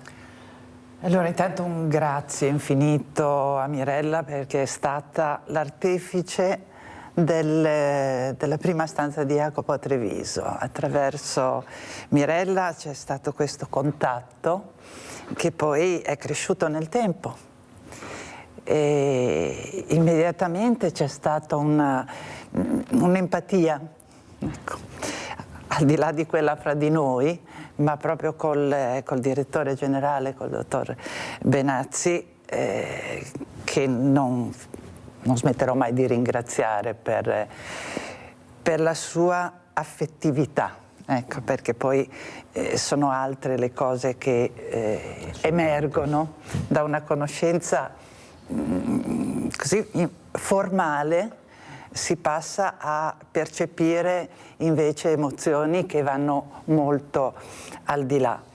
E quindi questo percorso rispetto a Treviso, ma non soltanto, perché Conegliano, Montebelluna e in progetto ci sono altre 2 o 3 stanze, grazie appunto a questo gruppo di persone, perché oltre al direttore che è al vertice di questa piramide, naturalmente ci sono tutte le persone, tutti gli operatori che collaborano e che condividono questo sentimento, questo progetto, anche perché non vuole essere soltanto dedicato al familiare, che diventa protagonista perché in quel momento in cui il proprio caro sta perdendo la vita o purtroppo ha perso la vita, per un familiare è un momento di estrema fragilità. Ecco. Quindi è paziente anche il familiare, spesso dico questa cosa. E anche i medici che hanno fatto di tutto e di più per salvare il nostro caro, perché quello bisogna sottolineare, che purtroppo per qualcosa che non dipende da loro, non sono riusciti in quello che era il loro intento e quindi quella persona non c'è più. Ecco, per quegli operatori, perché medici e tutte le figure sanitarie che sono intorno, non c'è mai un luogo dove tutta questa energia e questo dolore, perché è dolore anche per loro, possa essere gestito. Allora queste stanze sono anche per quello, per umanizzare quello che è il rapporto paziente-medico, paziente-operatore sanitario in generale, e quindi cogliere anche quella che è la difficoltà per il medico di chiedere in quel momento magari se c'è una volontà di donazione da parte di quel caro che ci ha lasciato. E credo che sia un momento estremamente difficile in cui chiedere una cosa del genere al familiare che sta vivendo il lutto nella maniera più drammatica, più forte, più sconvolgente, e sia non difficile di più. Non ci sono parole per definirlo. Io mi ricordo soprattutto l'attenzione che aveva il direttore generale, il dottor Francesco Benazzi, assieme a te, dove individuare queste stanze. Sembra una cosa da poco, invece una cosa fondamentale, vicino al pronto soccorso. Mi ricordo questa frase, forse è meglio di tutto perché è là che forse si vive di più questa tragedia. Ecco, sono tutti passaggi che un po' alla volta si cercano di fare per migliorare anche il percorso per arrivare alla stanza di Jacopo. E siamo arrivati alla terapia intensiva. Avete capito? Siete arrivati alla terapia intensiva. Allora sentiamo anche Roberto Michelon, ecco, questa fragilità che tu tieni in mano, questi volti scavati dal dolore, dalla sofferenza, questo bimbo che non si rende conto di essere ammalato, ecco, questo bimbo che gioca, che sembra sano e invece tu sai che è di una fragilità unica. Accompagnare questo genitore, questo bambino, guardate che non è mica cosa semplice, come giocando in allegria, con i colori, col sorriso. Prego Roberto Michelon. Beh, sicuramente stiamo parlando di un momento estremamente difficile, perché qualsiasi malattia, per quanto poco, diventa gravissima nella famiglia, anche la più piccola come per andare alla più grande. Quando si entra in ospedale finisce, diciamo, la figura del genitore che riesce a gestire il figlio e ci si affida ad altre persone. Già questo è un passo molto difficile per la famiglia.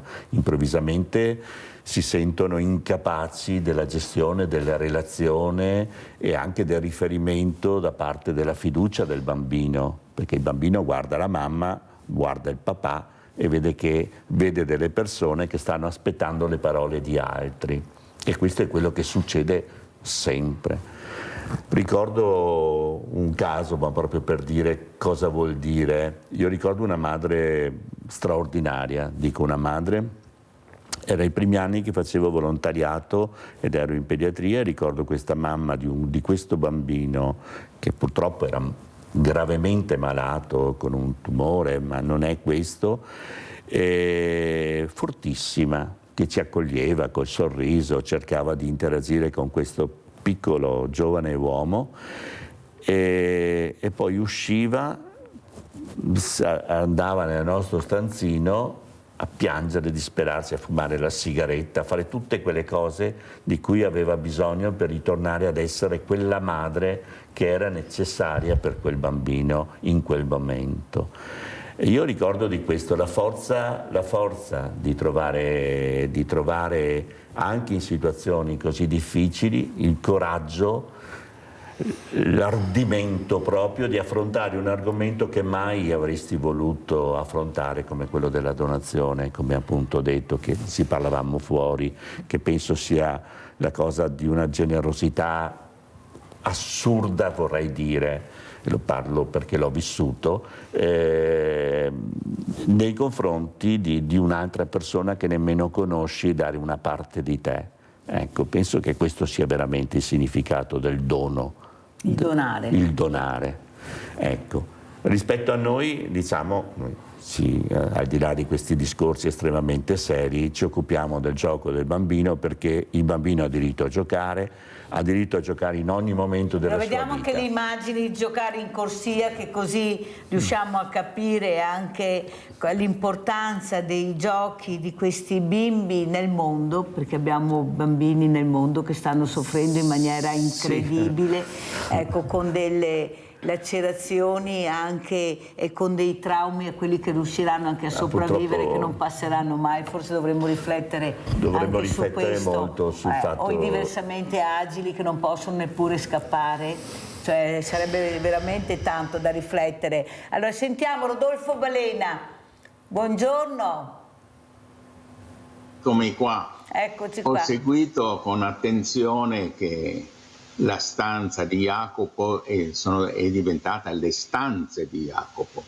Magari in un futuro diventerà anche il grattacielo di Jacopo.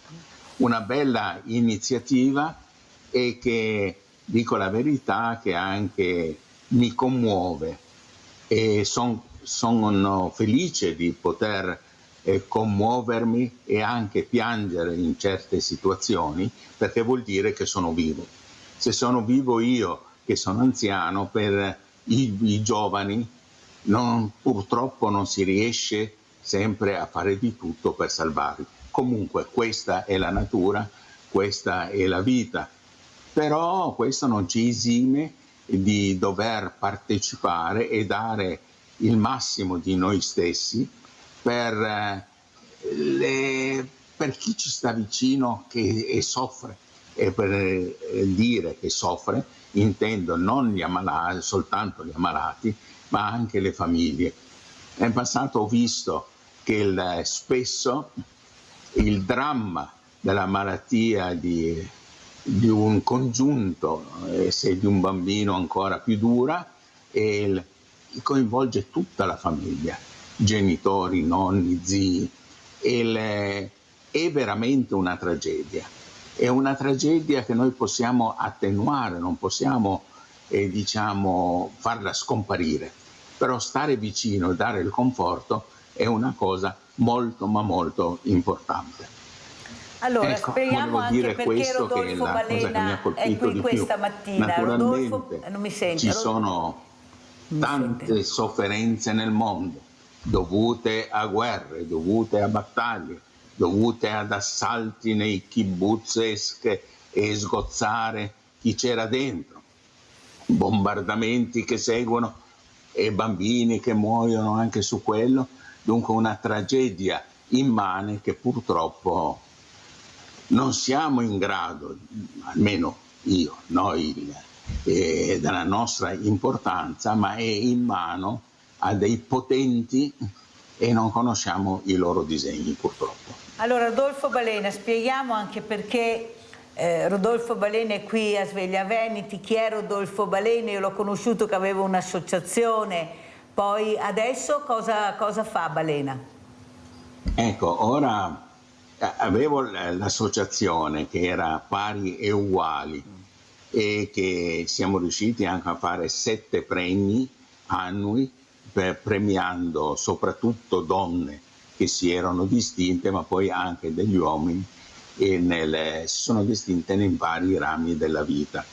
Purtroppo poi con il Covid che ci ha bloccato, la mancanza di trovare qualcuno che mi potesse sostituire, io andando avanti con gli anni, non solo le forze ma anche le malattie che sono intervenute, purtroppo il tempo tiranno e il passare degli anni procurano affanno, dolori e malanni e siamo stati obbligati a chiudere l'associazione. Io continuo a fare il pensionato, ero un dirigente in pensione, continuo a interessarmi di questi problemi sociali a distanza, dove posso dare il mio contributo molto piccolo ora, lo faccio e sto pensando anche a qualcosa sul pensiero dell'associazione Pari Uguali, sempre riguardo alle donne, di poter fare qualcosa. Guarda Balena, io ringrazio veramente per queste parole che tu dici, non so la voce se arriva a Balena, perché questo titolo che mi suonava sempre nell'orecchio, io ho chiamato Balena, ci conosciamo bene ma non stava bene, ci conosciamo bene ma non stava bene. Questo Pari Uguali mi piaceva tantissimo, Fausto Tocco, quello che non riusciamo a far capire a molti, che dividiamo sempre uomini, donne, bambini, bambine, ragazzi, ragazzi, invece di parlare di persone. Ecco, questo Pari Uguali io spero e chiedo a Balena di portarlo avanti perché è importantissimo, è un'associazione importantissima, ecco, che aveva, diciamo che Balena era un po' illuminato in questo, aveva capito l'importanza del Pari Uguali. Prego Fausta Tocchio. Beh, questo hai sottolineato un aspetto che fa parte di questo nostro mondo, ahimè. Assolutamente. E nel quale abbiamo difficoltà a leggerci come persone, punto. Uomini, donne, bambini, adulti, adolescenti, non importa, siamo delle persone e come tali dobbiamo rispettarci, rispettare, essere rispettati. E c'è un filo conduttore, credo, no? Che è quello dell'amore. Io chiamo l'amore, per me è veramente l'involucro di questa nostra esistenza, in ogni momento, nei momenti felici e nei momenti più difficili, più dolorosi. Se c'è amore riusciamo a condividere, a parlare, a sostenerci l'un con l'altro, a prescindere dall'etnia, da tutto quello che può essere una differenza esteriore. Non c'è differenza nell'essere umano. Siamo esseri umani e gli altri sono esseri umani e il dolore che si prova, che stiamo provando tutti, perché non credo che ci sia qualcuno che non senta dolore di fronte alla morte e di fronte allo strazio di tanti bambini. Ecco, per poi se ci rivolgiamo al mondo dell'infanzia, chiaramente è una coltellata nel cuore proprio. Ma hanno diritto a vivere, hanno diritto al gioco, al sorriso, al canto, come gli uccellini, esatto, non lo so, è una dimensione che dobbiamo fare nostra.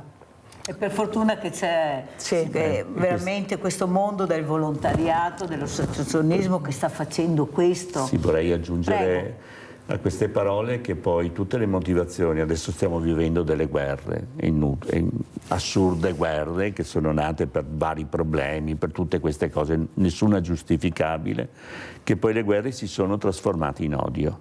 È un odio tra delle persone, e appunto il discorso dell'amore secondo me va giusto a collocarsi in questo punto, perché non è che un russo muoia di meno, un ucraino muoia di meno che uno Israele, cioè non c'è nessuna motivazione per avere questa crudeltà, questo odio rispetto agli altri.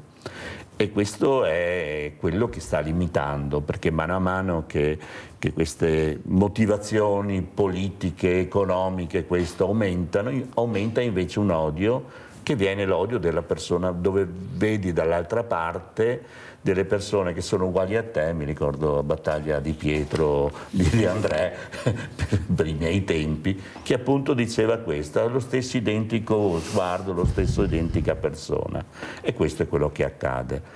Portare appunto il gioco, restituire al bambino il diritto del gioco, perché questo è il suo mondo, nel mondo dei 4, 5, 6 anni, della relazione, dello stare, è una delle cose primarie che possiamo restituire a questo. Quale miglior modo? È appunto, noi lo facciamo nel massimo della nostra volontà, ripeto, sono 16-18 volontari tutti i giorni che si recano in pediatria per portare dei laboratori, dei giochi, delle fiabe, dei clown.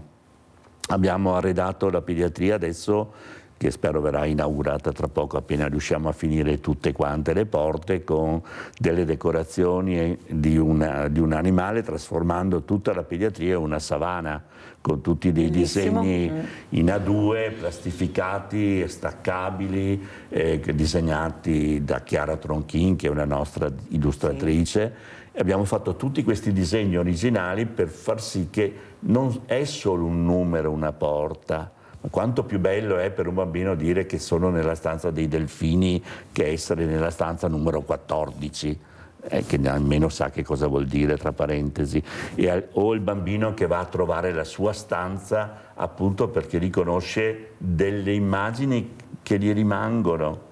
Questo secondo me è il mondo dei bambini che dobbiamo rispettare, consentire a questi bambini di poter vivere questo momento insieme con le loro famiglie con la massima serenità nel contesto del momento. Allora Balena, pari e uguali, parola amore. Io ieri l'ho vissuta in questa giornata anche piovosa, uggiosa, cosa vuol dire sentirsi alla pari, questi diversamente agili che sotto la pioggia hanno allestito i gazebi, sono arrivati con queste carrozzine, ecco, senza incuranti di quello che poteva succedere di tutto, perché se la pioggia avesse continuato, scrosci a non finire, avrebbero dovuto andare via, chiudere, eppure rimanevano là, perché loro erano pari e uguali, e c'era l'amore di aiutarsi tra di loro, c'era la gioia di sorridere, la gioia di giocare nonostante la pioggia. E come dicevo prima, il motto era ieri: noi siamo il sole, qui c'è la pioggia ma noi siamo il sole. Nessuno si lamentava, non c'era rabbia, non c'era rancore, c'era solo voglia di stare assieme. Forse dovremmo imparare proprio da queste persone che sfidano anche il tempo, ma chi se ne frega se piove. Diceva questa donna che è arrivata da Venezia con un altro amico in carrozzina e gli hanno detto: ma dove vai? Ma siete pazzi? Ma dove andate con questo tempo? E loro hanno risposto: ma noi siamo vivi e usciamo, qual è il problema per un po' di pioggia? Ma noi andiamo via, ci divertiremo. Capisce Balena che forse c'è qualcuno che non capisce ancora ecco, l'importanza invece di sapere che sei vivo, che vuoi divertirti, che vuoi uscire, che vuoi vivere la giornata, la quotidianità, essere pari e uguale. Prego Balena. Ecco, infatti è vero, quei signori, quella signora che sono andati sfidando la pioggia e il cattivo tempo, si sentivano vivi nel vero senso della parola. La loro vita non era finita lì. È bello avere quel coraggio per poter incontrare gli altri, poter ridere e gioire con gli altri, ma anche, anche piangere e soffrire con gli altri per poter dare del conforto. Ecco, questo è un gran passo che è da fare.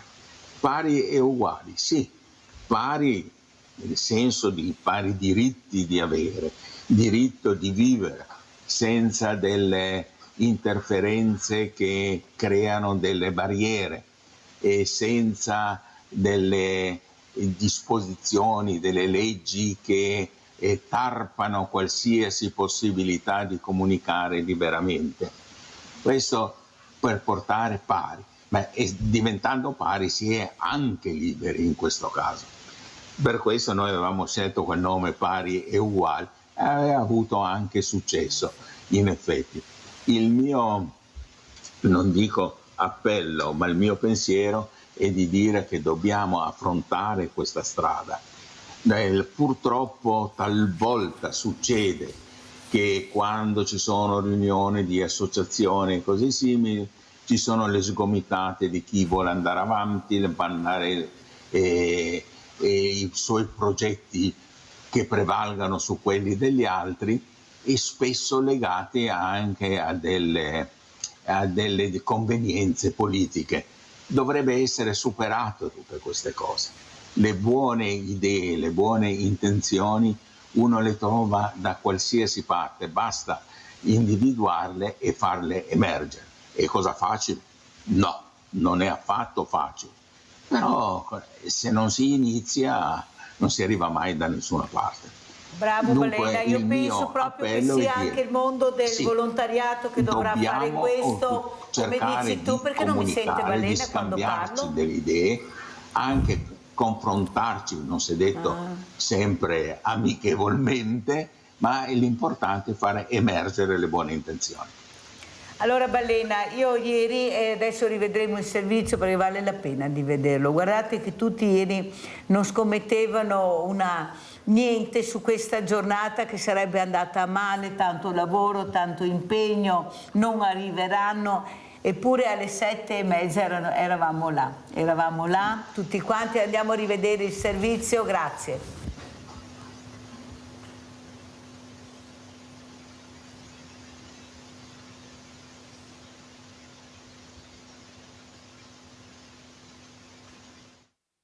Fare rete sul territorio con queste splendide associazioni che oggi partecipano al villaggio delle associazioni, perché davvero se il detto è che per crescere un bambino ci vuole un villaggio intero e per crescere un cittadino ci vuole il villaggio delle associazioni, e oggi ce l'abbiamo qui a Silea in questa splendida location in riva al Sile, e davvero ci arricchisce di valore sociale. La domenica del villaggio a Silea ha il volto di decine e decine di volontari arrivati da tutta la Marca e non solo per presentarsi tra loro e al grande pubblico. Questo è il senso del villaggio delle associazioni, frutto della sinergia tra comune e associazione familiari e vittime della strada, con la collaborazione delle realtà in rete con la Onlus Veneti schiacciati dalla crisi, della nostra Mirella Tuzzato, che spiega così il senso di una giornata particolare. Far capire che il mondo del volontariato, anche quello che non si vede, è presente, c'è.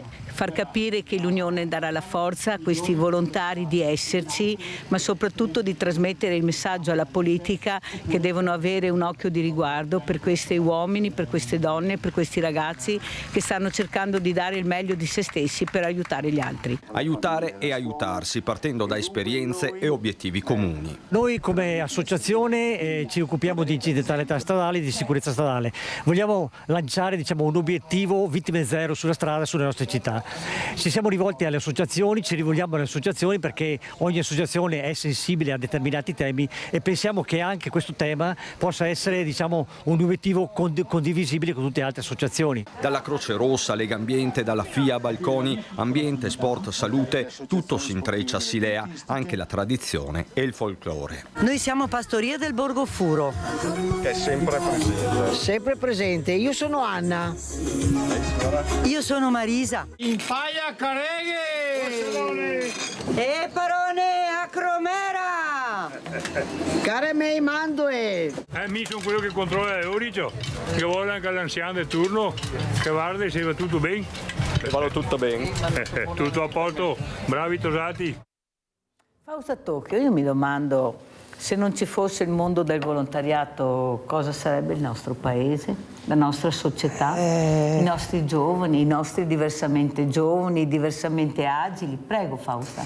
Ma credo che il mondo del volontariato, tutto questo mondo, vada a riempire quei tanti vuoti che purtroppo esistono nella nostra società e che non vengono presi in considerazione dal mondo della politica, mi sento di dire questo poi, perché non vengono reputati di particolare interesse, non portano forse né denari né voti, che sono la stessa cosa. Sì, più o meno, ecco, sì. Più o meno. E quindi è un mondo vero quello del volontariato, è un mondo di chi si dà e dà all'altro e riceve dall'altro, senza nessuna preclusione, certo. E affrontando quello che è la personalità di ciascuno. Siamo tanti diversi e questa diversità è una ricchezza, non è un limite. Ci confrontiamo, ci mettiamo a disposizione in maniera reciproca. Ecco cos'è il volontariato. È quello che non c'è in una società che troppo spesso sta valorizzando altri aspetti che sono veramente marginali nel mondo dell'emozione. Ecco, mi fermerei lì. Sì, diciamo che io facendo parte della LILT ovviamente quando parlo di volontariato parlo di 480.000 chilometri fatti dalle nostre auto per portare i malati oncologici alle visite di prevenzione, a tutto quanto alle offerte di momenti di yoga, cose del genere, nella nostra sede, cioè tantissime cose che vengono fatte proprio con lo scopo di dare importanza a delle persone che purtroppo hanno avuto un periodo di vita faticoso come quello del tumore e di poter dare e offrire il più possibile e nel modo più semplice ed immediato, vorrei dire amichevole. In questo senso, cioè siamo qui che ti ascoltiamo e cerchiamo di fare quello che domandi. Rispetto ovviamente al discorso di questa sinergia delle associazioni, a me piacerebbe avere quest'idea che il volontariato porta quel bello che la società normale dovrebbe già avere di suo, mentre invece tante volte spesso non c'è.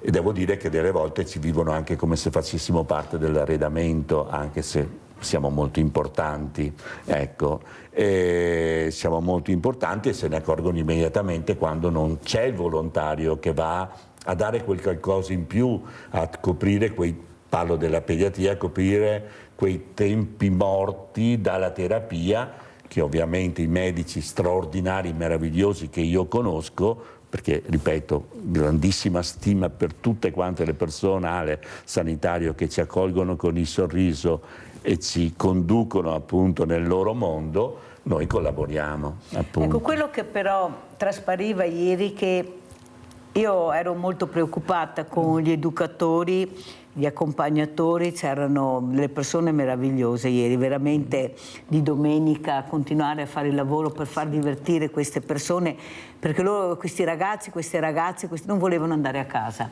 E era freddo, era molto freddo ieri, era una giornata veramente umida, terribile, poi lungo questo fiume, alle 3:30 abbiamo deciso di chiudere perché non si poteva, erano congelate, anche se loro non dicevano, ma noi toccavamo le mani, erano gelate, eppure loro ci guardavano come dire lasciaci qua, però poi è prevalso il buon senso, abbiamo deciso alle 15:30 di interrompere, abbiamo fatto anche un po' di teatro perché la salute di queste persone è molto importante, però la fatica di lasciare il divertimento, di essere tutti assieme, forse anche noi però, caro Michelon, dovremmo fare questo.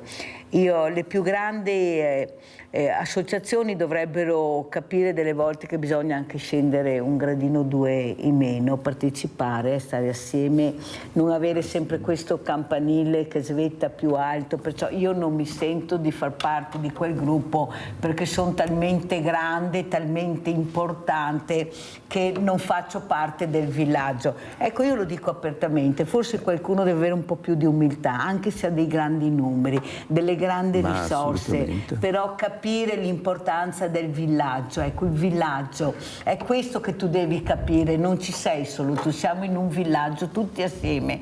Ecco, e questa perché politicamente sono più forte, perché economicamente sono più forte, ho più numeri di tutti, io sono io. Ecco, questo io comincia a darmi fastidio, Michele, non dobbiamo parlare noi, usare il noi. Abbiamo Nadia da Treviso, vai Nadia. Ciao Mirella e buongiorno ai tuoi ospiti. Ciao. Mi è dispiaciuto tanto ieri di non essere presente, anche se abito vicino, però non stavo tanto bene. Vai tranquilla. Comunque, volevo dire, io ho finito la mia ultima terapia di chemio mercoledì e se non che eravamo in 6 nella stanza di fare la chemio e mi è dispiaciuto tanto e mi sono emozionata perché io ero la più anziana, ho 75 anni e c'erano 5 donne, mamme di bambini piccoli che stavano iniziando il percorso. Chi era la prima, chi era la seconda, e l'infermiera ha detto facciamo tanti auguri alla Nadia che oggi finisce il suo ciclo. Mi hanno battuto le mani, però mi sono emozionata tanto perché so cosa ho provato e il percorso che devono affrontare. Non ho avuto neanche parole. Certa gente bisogna che vada là dentro per rendersi conto. Grazie, arrivederci e buona giornata. Grande abbraccio alla nostra Nadia, questa guerriera. Ecco l'emozione di salutare. Ecco, questo battito di mano per lei sa il percorso che aspetterà queste donne. Come commenti queste parole, Fausta? Tu che sai cos'è il dolore, la disperazione, il vedere sparire all'improvviso la cosa che ami di più al mondo, rimboccarsi le maniche e continuare. Prego. Ma io dico che sono stata fortunata, è un paradosso, no? Uno dice no, non è possibile, una parola che... No, è una gioia immensa, è una fortuna aver vissuto 21 anni meravigliosi con mio figlio, avere questo ricordo altrettanto meraviglioso. Naturalmente questo non toglie il fatto che mi manchi anche la fisicità, l'abbracciare, purtroppo questo è la vita, però la gioia grande diventa anche consolatoria, nel senso che lui mi insegna ogni giorno che devo ricominciare, devo avere la forza di andare avanti, devo gestire la vita che mi rimane ancora nel modo migliore, per onorarlo, per onorare lui e tutti quelli che ci hanno lasciato e ci hanno regalato veramente tanto. Per cui io dico, vale la pena vivere col sorriso, il dolore ce lo teniamo dentro perché quello non scomparirà mai, ma tutto quello che impariamo da questo dolore, io penso che chi soffre cresce un po' di più. Ho questa sensazione e quindi mi dà la forza, una forza che non credevo di avere. E che oggi me la sento dentro e vorrei portarla ad altri, abbracciare altri questa con energia positiva che trasmetti, sì. Positiva. Certo. Pensate. Allora andiamo a vedere l'ultima stanza di Jacopo, quella che è stata aperta proprio ad aprile, andiamo a vedere e poi la commentiamo.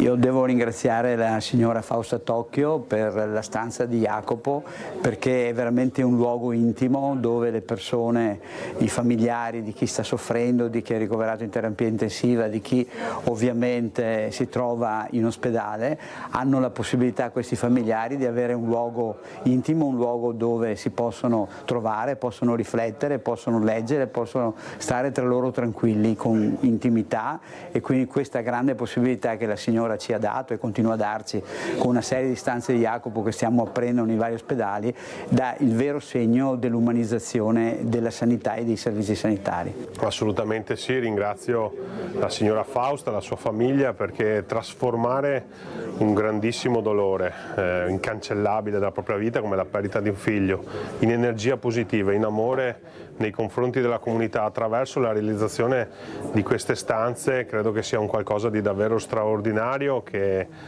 caratterizza una comunità, caratterizza un'azienda sanitaria, e quindi io non posso che ringraziare. Pensare che all'interno di questa stanza coloro che hanno dei familiari ricoverati possono trovare un ambiente protetto, accogliente, dove confrontarsi con i medici e magari anche affrontare momenti particolarmente delicati come la fine della vita del proprio caro, credo che sia qualcosa di davvero straordinario. Quindi il grazie va alla signora Fausta, al direttore generale Benazzi, ma soprattutto a Jacopo, perché ha saputo con la sua vita intanto regalare vita a qualcun altro donando gli organi, e poi attraverso i valori e l'amore che trasmetterà in questa stanza continuerà ad aiutare davvero tante persone. Eppure tu, Fausta, sapevi quello che avresti fatto? Perché ne parlavate in casa con i tuoi figli, tu parlavi cos'è la donazione, sì, l'importanza della donazione, questo come fa qualcuno mettere la polvere sotto il tappeto perché è un tema che non voglio affrontare, come non dovesse mai capitare, capita agli altri, non a me. Eppure tu avevi le idee chiare, anche con una grande sofferenza, però tu sapevi cosa avrebbe voluto il tuo Jacopo e tu eri sicura di questo. Prego, Fausta. Sì, in tempi non sospetti, insieme a Jacopo, a Filippo e a Giorgia, gli altri miei due figli, ne parlammo in maniera molto, molto serena, molto semplice, molto casuale, e si parlò di donazione di organi. In quell'occasione si convenne, tutti noi ci scambiammo le nostre idee e fu chiaro che eravamo tutti d'accordo sull'ipotesi quasi impossibile della donazione, perché poi è quasi impossibile. E quindi quando mi venne chiesto se Jacopo in vita avesse espresso delle volontà nel merito dell'argomento, della donazione degli organi, non ebbi difficoltà a dire sì, lui era favorevole. Poi, per maggior scrupolo, siccome non aveva lasciato nulla di scritto, chiamai i suoi fratelli e chiesi conferma loro delle volontà di Jacopo, i quali mi dissero sì, mamma, eravamo tutti d'accordo. Ecco perché è importante, quando vado a parlare con i ragazzi nelle scuole, dico parlatene fra di voi, con gli amici, con i familiari, perché la morte è l'altra faccia della medaglia, cioè tutti arriviamo alla morte, si spera più tardi possibile e in salute, cioè tutte le cose che possiamo dire, però quello è. Quindi perché non parlare di queste cose? Insomma, Jacopo, come tanti donatori, perché fortunatamente ce ne sono tanti, al di là del fatto che è difficilissimo diventare un donatore, intanto perché devi morire in una situazione particolare, quindi lui era nella situazione particolare della terapia intensiva, per cui i suoi organi sono stati perfusi ancora per lungo tempo, quindi salvati, e ringrazierò sempre quei medici che hanno fatto anche questo gesto. Hanno tentato di salvare lui, non riuscendoci per motivi non dipendenti da loro, hanno salvato quegli organi perché Jacopo potesse diventare un trasmettitore di vita. Ecco, non è forse la parola più giusta, però è così, trasmettere altra vita. Balena, come commenti queste parole di Fausta Tocchio? Beh, devo dire che sono un pensiero molto profondo che mi commuove e che è un messaggio che dobbiamo seguire, perché è una cosa bella e le cose belle non possiamo seppellirle oppure nasconderle come polvere sotto il tappeto, perché devono essere portate alla luce, evidenziate e anche incoraggiare gli altri a mandare avanti queste idee. Prima o poi tutti noi scompariamo. Dunque, se questo messaggio è valido, è giusto che altre generazioni lo portano avanti.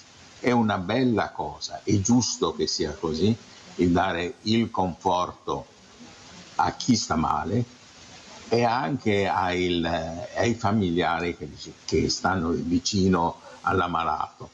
È una cosa non facile perché ognuno di noi è un suo universo, è una cosa speciale dagli altri, però con buona volontà si può entrare in sintonia e anche empatia. Dunque è una bella cosa che è da fare. Applaudo a questo progetto e complimenti a chi lo manda avanti. Non so io cosa potrò fare, ma chi lo sa, in futuro magari qualche cosetta prima del trapasso, magari riesco anche a farla.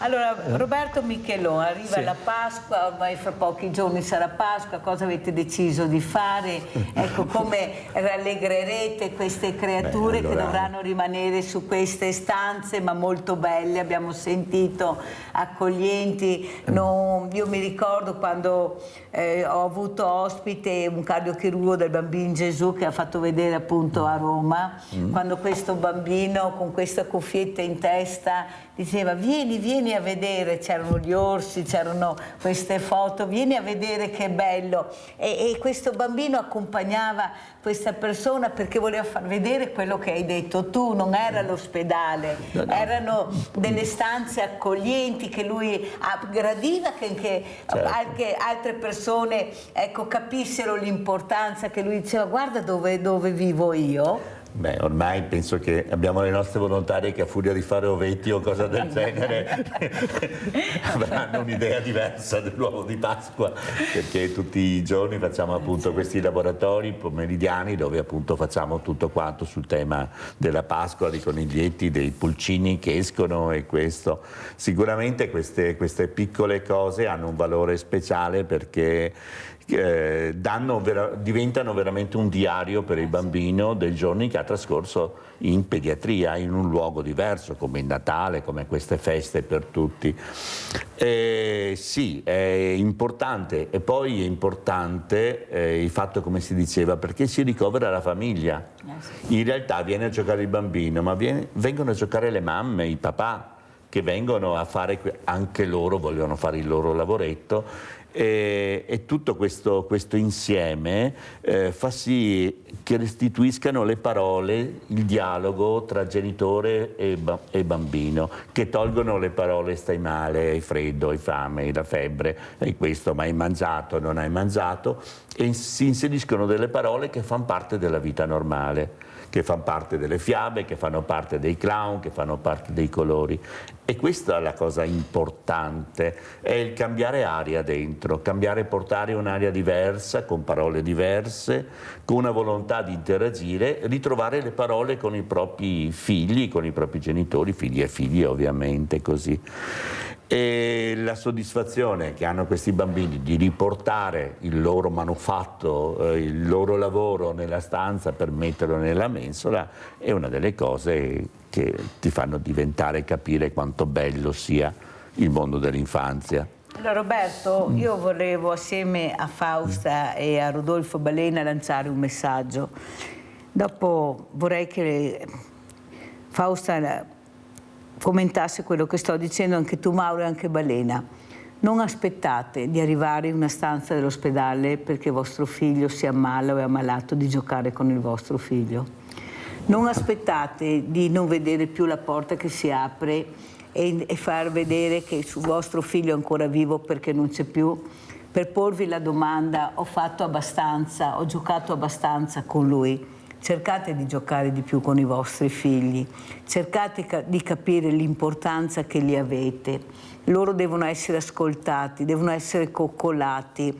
Ecco perché la mamma, il suo ragazzo, anche quando ha 40 anni, chiama il mio ragazzo, il mio bambino, dammi un bacio, abbracciami. Ecco, forse il messaggio che vorrei dare questa mattina, questa settimana di Pasqua, è che tanti genitori devono capire che non sempre è domenica, può essere anche un giorno molto triste, perciò riflettete su quello che avete sentito questa mattina, sulle parole non ho voglia di giocare con mio figlio, io vedo al mare, i genitori che leggono, i bambini che giocano, papà vieni con me, mamma vieni con me, no vai da solo. Ecco l'importanza di avere queste creature, perché non sono state loro a decidere di nascere, siete stati voi che l'avete voluto o non avete voluto, ma sono nati, e date rispetto a queste creature, perché da piccoli iniziano a chiedervi il perché. Ecco, cercate di spiegare il perché invece di girarvi da un'altra parte. Fausta. Hai detto delle cose meravigliose. Che dire? Io credo che la cosa più bella è quando il proprio figlio, e questo ricordo Jacopo, ma con questo non dimentico Giorgia e Filippo, naturalmente, ma Jacopo, che era molto espansivo, era un vulcano, mi diceva mamma ti amo, e questo me lo diceva a 21 anni, ed è una cosa meravigliosa. Vuol dire che io ho detto a lui quanto amore provavo per lui e lui me lo ricambiava. Lo stesso vale con i suoi fratelli, con Giorgia e Filippo, con cui il legame era molto profondo e permane. Quindi questa reciprocità affettiva, questo dirsi ti voglio bene, perché poi non avremo più il tempo di farlo. L'occasione. E l'occasione, certo. E quindi sì, spendiamolo questo tempo, non guardiamo il telefonino, che non serve a niente. Quello ci serve soltanto quando dobbiamo, ad esempio io per venire qua ho messo Google Maps, ecco, basta. Usiamolo è e basta. È sufficiente, è uno strumento. Roberto? Guarda, io sono da sconvolto perché ho visto l'ultima applicazione di un carrozzino con il portacellulare. Allora, se siamo arrivati a questo punto ci siamo dimenticati che cos'è un bambino e di che cosa ha necessità un bambino. Quando io ho una rappresentazione per me, di me personale, quando mi è capitata una cosa tragica della mia vita, mi sono vissuto come un albero rovesciato, dove tutte le mie sicurezze, le mie radici erano al cielo anziché essere nella terra, e mi hanno tolto tutte le sicurezze, e questo mi ha permesso di capire che il mondo dei bambini ha un suo mondo e ha un diritto di essere, e tu devi essere con loro in quel mondo. Grazie Roberto Michelò. Balena, Rodolfo Balena, velocissimo un saluto, come ci saluti? Ecco, ho sentito tante cose belle e stupende e devo dire che mi sento commosso e anche mi sento migliore, forse anche più buono. Quello che voglio dire è che ognuno, se non vuole impegnarsi a dire ti amo, ma che almeno dica ti sono amico, ti abbraccio. Ecco, questo, almeno quello. Amici, se non vogliamo dire ti amo. Grazie anche a Rodolfo Balena, grazie a Fausta Tocchio, grazie a Roberto Michelò di essere stati con noi. Pubblicità.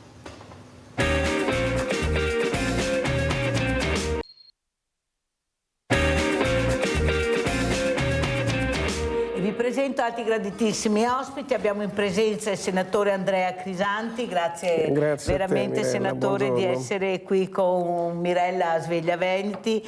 Ringrazio anche Davide Bortolato, sindaco di Mogliano Veneto, poi scopriremo da che parte è andato il sindaco Bortolato, perché c'è un giro di valzer enorme in politica da tutte le parti, e saluto, vediamo se c'è anche un altro ospite, Luciano Sandonà, eccolo qua, consigliere regionale, buongiorno, non ci facciamo mancare niente questa mattina, guardate. Ma di solito a Sveglia Veneti vanno tutti d'accordo, senatore, non so cosa succede, ma a Sveglia Veneti si fanno i complimenti. Perché lei è così simpatica che mette tutti a suo agio, quindi... Grazie senatore, ma io penso che sono i temi che si trattano che siano quelli che uniscono, perché come fai a dire di no che non c'è la povertà? Come si fa a dire di no ai sindaci che hanno una patata bollente in mano, che devono dare tutte risposte che la politica a livelli alti non riesce a dare per vari motivi? Come si fa a non capire che nelle RSA queste figure che abbiamo ancora la fortuna di avere, che sono dei scrigni magici, che sono i nostri diversamente giovani, come li chiamo io, hanno bisogno di atterrare dolcemente? Perché se siamo diventati grandi e belli è merito loro, del loro lavoro, del loro sacrificio, del loro impegno anche sociale, dell'educazione che hanno cercato di dare con pochissimi mezzi. Adesso ne abbiamo tantissimi e abbiamo 50 ragazzini, senatore, che tengono in pugno i sindaci, l'opinione pubblica, le comunità. Ma stiamo scherzando? E i lati buoni, i ragazzi buoni, che ce ne sono tantissimi, dove sono? Ecco, forse la politica deve in questo momento, senatore, battere un colpo, fermare queste mele marce, perché sennò si ammarcisce l'albero e non può essere, perché avete i mezzi per farlo. Però agire è difficile. C'è la burocrazia, ci sono le leggi, però intanto questi alzano sempre di più l'asticella. Io non posso sentire un diversamente giovane che mi dice ho paura di uscire alle 5 del pomeriggio perché trovo il gruppetto, trovo il colore diverso, perché è passato questo messaggio. Allora la politica, oltre a parlare di armi, può parlare anche di quello che abbiamo bisogno nel nostro paese, da nord a sud, da est a ovest. Senatore. Ma guardi, lei ha toccato il problema della sicurezza, che è un problema che percepiscono tantissimi nostri cittadini, e quindi se lo percepiscono di fatto deve diventare anche un problema per la politica, va bene? Detto questo, però, bisogna dire che l'Italia è un paese molto sicuro. L'Italia ha il minor numero di omicidi al mondo solo dopo il Giappone, quindi di fatto l'Italia è sostanzialmente un paese sicuro per quanto riguarda la violenza contro le persone. E tuttavia ci sono dei problemi di sicurezza perché le persone percepiscono, si sentono minacciate, perché c'è comunque una grossa microcriminalità, questo è vero. Allora bisogna distinguere tra microcriminalità e sicurezza della persona, perché sono obiettivamente due cose diverse. Guardi, Londra, di cui io ci ho abitato per 25 anni, ha più omicidi di tutta Italia messa insieme in un anno, quindi è evidente, su queste cose bisogna ragionare. Non sto dicendo che queste persone hanno torto, questa sensazione di mancanza di sicurezza contro la microcriminalità è un problema serissimo. Guardi, io posso dirle questo, io penso che dobbiamo essere inflessibili contro la microcriminalità, zero tolleranza contro la microcriminalità, però mi permetta anche zero tolleranza contro le cause della microcriminalità. criminalità, perché non si può agire soltanto sul lato della repressione, si deve agire anche sul lato della prevenzione, perché altrimenti si rischia poi di promulgare tutta una serie di leggi che limitano la libertà, e si sa che queste cose poi alla fine non funzionano. Guardi, noi adesso in Italia, dopo 2 anni e mezzo di governo Meloni, abbiamo il maggior numero di minorenni in prigione. È migliorata la sensazione di sicurezza delle persone? No. Guardi che ogni volta che lei mette un minore in prigione crea un criminale adulto. Claudio da Marano Vicentino, vai Claudio. Sì, buongiorno a tutti. Scusami se ti ho fatto aspettare, Claudio, non ce l'ho fatta. No, prima si discuteva di chemioterapia con la telespettatrice. La ragione ci dice che è meglio prevenire che curare. Quindi quando si parla di prevenzione si parla di ricerca e università. Questo governo ha tolto 500 milioni alle ricerche e alle università e sta parlando di modifiche ai TPP, cioè i TPP sono gli accordi transatlantici tra l'America e noi del nord e noi. E parliamo anche del Mercosur. Allora, questi prodotti che se vanno a modificare i TPP arriveranno dei prodotti che hanno dentro dei veleni che noi qui abbiamo abolito, e quindi ci troveremo ancora di più in mezzo a dei prodotti cancerogeni che fanno venire i tumori. Io mi aspetto che venga tutelata l'alimentazione da parte dei nostri politici, che la qualità non è solamente nel mangiare qualcosa di buono, ma è anche nel mangiare qualcosa di sano e che non ti fa venire il tumore. Io ho ascoltato anche dei dottori che dicevano che addirittura l'alcol fa venire il tumore, e non bevo più alcolici da 7 anni, ma questo è un fatto mio. Allora, per quanto riguarda la prevenzione, prevenire è meglio che curare. I TPP e i Mercosur vanno trattati con prodotti che possono essere venduti anche nelle nostre terre. Grazie Claudio, devo andare avanti, se no non ce la faccio, sei stato chiarissimo. Sandonà, che aria tira in regione? Ci dice c'è aria buona, aria limpida, com'è la situazione? Sandonà, dica la verità però, non mi dica che tutto va bene, che siete tutti felici e contenti, e soprattutto questa prevenzione per aiutare questa sanità, non riusciamo a capire com'è la situazione. Io ho tante lamentele purtroppo, Sandonà, soprattutto di fragilità. Prego. In regione, mi sentite? In regione la sanità è sempre preoccupa No, mettiamo a posto Sandonà perché non si sente niente. Allora passiamo, tanto che mettiamo a posto il collegamento col consigliere. Vedete che va in tilt la regione, quando vai a toccare con mano non si sente niente. Sentiamo il sindaco che è più vicino. Vi ho detto che arriviamo solo dai sindaci. Allora sindaco, com'è la situazione secondo lei? C'è questa attenzione verso le fragilità, le persone che hanno bisogno di risposte o anche di ascolto? Perché non è sempre una questione economica, è anche una questione di solitudine. Prego. Sì, da parte dei sindaci, da parte dei comuni c'è sempre stata questa attenzione, anche perché vengono a suonarti il campanello, vengono a chiedere ai cittadini che hanno bisogno, e a volte, per fortuna, magari c'è chi non viene a suonare il campanello, però c'è la rete, ci sono le segnalazioni, c'è sicuramente una società sempre più ricca per alcune persone, sempre più povera per qualcuno, insomma, e come sindaci siamo in difficoltà, insomma, a mantenere le risorse per il sociale. Ad esempio a Mogliano abbiamo un problema di emergenza abitativa, stiamo cercando come comune di fare di tutto per reperire degli alloggi, perché proprio abbiamo problemi di qualche famiglia in emergenza abitativa. E comunque ecco, su questo i sindaci ci sono, facciamo rete anche tra di noi, insomma, con la conferenza dei sindaci, e fra poco, insomma, con gli ambiti territoriali e sociali, insomma, siamo sul pezzo assolutamente. Non è semplice, anche perché, tornando un po' alla questione di prima sulle politiche giovanili, sul disagio giovanile, anche qui sì, serve assolutamente certezza della pena, eccetera, chi sbaglia deve pagare, però assolutamente serve anche la prevenzione. E si parla, come dicevi te, si parla troppo spesso di qualche mela marcia, ma non si parla di una foresta che cresce, di tanti bravi ragazzi che fanno bene a scuola, che studiano, ne abbiamo bellissimi esempi anche nella mia città.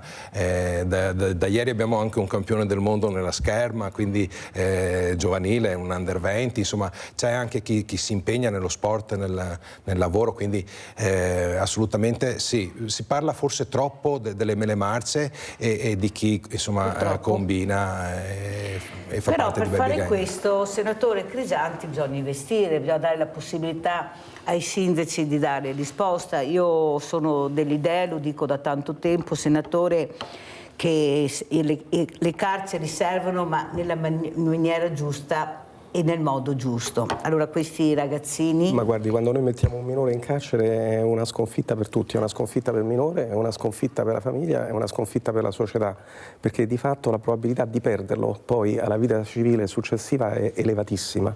Quindi è evidente che noi dobbiamo, come ha detto il sindaco, implementare tutte le politiche poi di coinvolgimento, ma il coinvolgimento deve essere anche la comunità che si fa carico dei giovani, cioè questi giovani non devono essere lasciati abbandonati a se stessi. Ma scusi senatore, facciamo anche perché il tempo è tiranno, ma vi rendete conto, parlo in generale, non lo dico a lei, che noi del volontariato, dove potremmo anche prendere questi ragazzi, accompagnarli, certo, dobbiamo girare col commercialista e pagare per fare i volontari? Perché?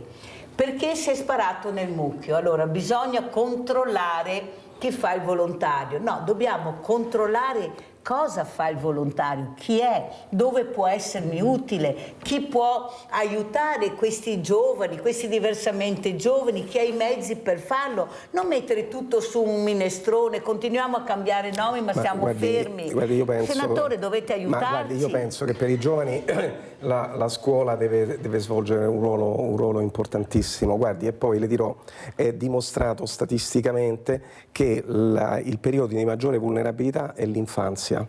Praticamente si sa perfettamente che si può calcolare statisticamente in base alla capacità linguistica, al numero di parole che sa e come si comporta, la probabilità che questa persona vada avanti negli studi oppure venga emarginata. Ora abbiamo delle situazioni nei piccoli comuni che non hanno le risorse per supportare l'infanzia, non hanno le risorse per... questo è un problema gigantesco, perché un bambino che trova supporto, affetto, difficilmente poi diventa socialmente aggressivo.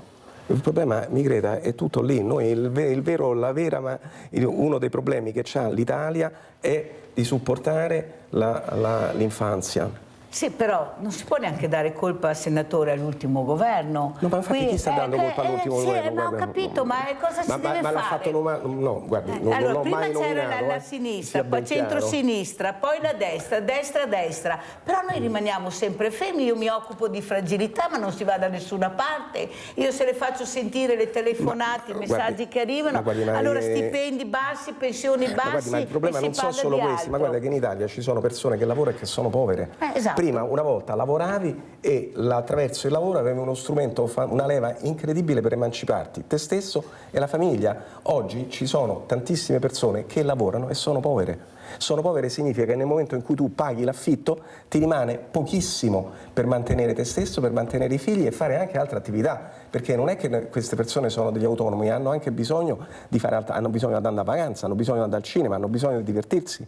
Altrimenti che facciamo? Creiamo praticamente una società che è così strutturata che ci sono persone che guadagnano tantissimo, ci sono persone che stanno bene, ci sono persone che non hanno praticamente nessuna prospettiva per se stesse e per gli altri. Guardi, in Italia ci sono milioni di persone che vanno al lavoro infelici e tornano a casa infelici perché sanno che non sono in grado di aumentare la loro capacità economica né per sé né per i propri figli. Ma questo è il vero problema che ci dobbiamo porre noi come politici e come affrontarli. Noi che abbiamo vissuto, che siamo nati negli anni 50-60, abbiamo costruito un muro per queste persone. Ma guardi, ne faccio un esempio.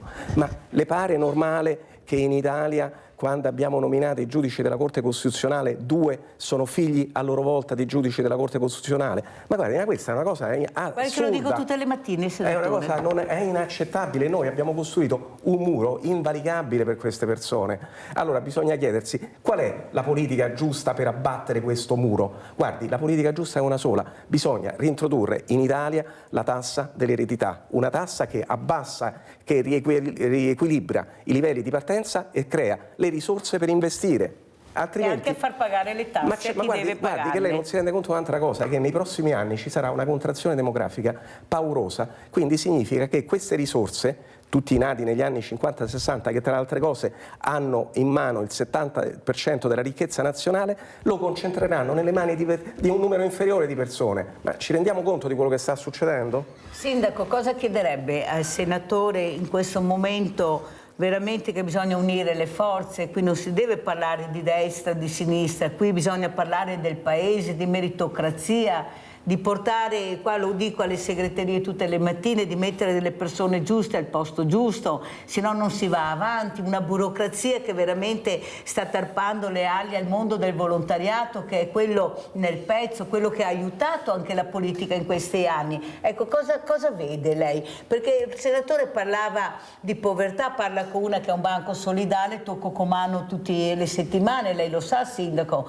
ho bussato anche da lei per chiedere aiuto a delle persone che non avevano niente e lei cosa poteva fare? Perché anche voi delle volte passate il cerino, ma perché non è compito vostro, cosa faccio io? Ecco, in questo momento dove veramente la povertà e la solitudine ha raggiunto dei limiti di sopportazione inaccettabili, a mio avviso, io mi vergogno, veramente è un fallimento della politica in tutti i sensi. Cosa chiederebbe, sindaco? La politica in maniera unitaria deve sostenere gli enti locali, che sono ahimè gli enti più vicini alla gente, a chi ha bisogno, e su questo insomma l'ANCI, l'associazione dei comuni, fa sempre un buon lavoro e fa sentire insomma la sua presenza. E tra l'altro questo problema anche insomma delle politiche giovanili, del mondo educativo, insomma è un po' anche figlio della mancanza degli oratori, di quello che un po' una volta c'erano. Uno cresceva sì a scuola, sì in famiglia, ma anche nell'ambiente parrocchiale, che è completamente sparito o ridotto, e lì il comune si deve quasi sostituire, e anche noi abbiamo attivato nel nostro piccolo degli operatori di strada, siamo andati nelle scuole medie proprio per fare educazione, insomma, perché, e sostengo su questo un'altra cosa che vorrei chiedere alla politica in alto, che non manco di chiedere, è di investire sull'educazione, su questo, ecco. E poi naturalmente nella ricerca, nei nostri, nella crescita anche economica, assolutamente su questo bisogna proseguire sulla strada giusta, ecco. Sandonà, vediamo se si è collegato, la regione batte un colpo, prego Luciano Sandonà. Sì, buongiorno Milena, buongiorno a tutti, spero mi sentiate adesso un po' meglio. Sì, adesso bene. Bene, dicevo prima che la regione investe circa il 70% del proprio bilancio nelle politiche sanitarie di welfare, cifra che si aggira sui 10 miliardi all'anno, quindi una cifra importante. Abbiamo visto che nelle ultime classifiche che sono state votate anche a livello nazionale, sempre al primo posto per quel che riguarda tutti i parametri sanitari. Certo, problemi ce ne sono anche da noi, si cerca di far fronte, diciamo, con quella che è tutta la nuova sanità che si sta mettendo in campo, quindi non solo nuovi presidi ospedalieri, vedasi Padova, dove siamo in fase avanzata sia per quel che riguarda la nuova pediatria, ma anche il nuovo ospedale che è in progettazione in fase molto avanzata, ma anche i nuovi presidi ospedalieri, quindi Montecchio Maggiore, Treviso, eccetera, ma anche con nuove attrezzature sanitarie che vengono costantemente implementate nella sanità pubblica del Veneto. Il Veneto è all'avanguardia in questo senso nella sanità pubblica. Sappiamo che mancano medici, infermieri, che ci sono problemi nella sanità pubblica in generale, non solo nel nostro paese, ma anche in generale è un problema del mondo, del mondo occidentale, del mondo più avanzato.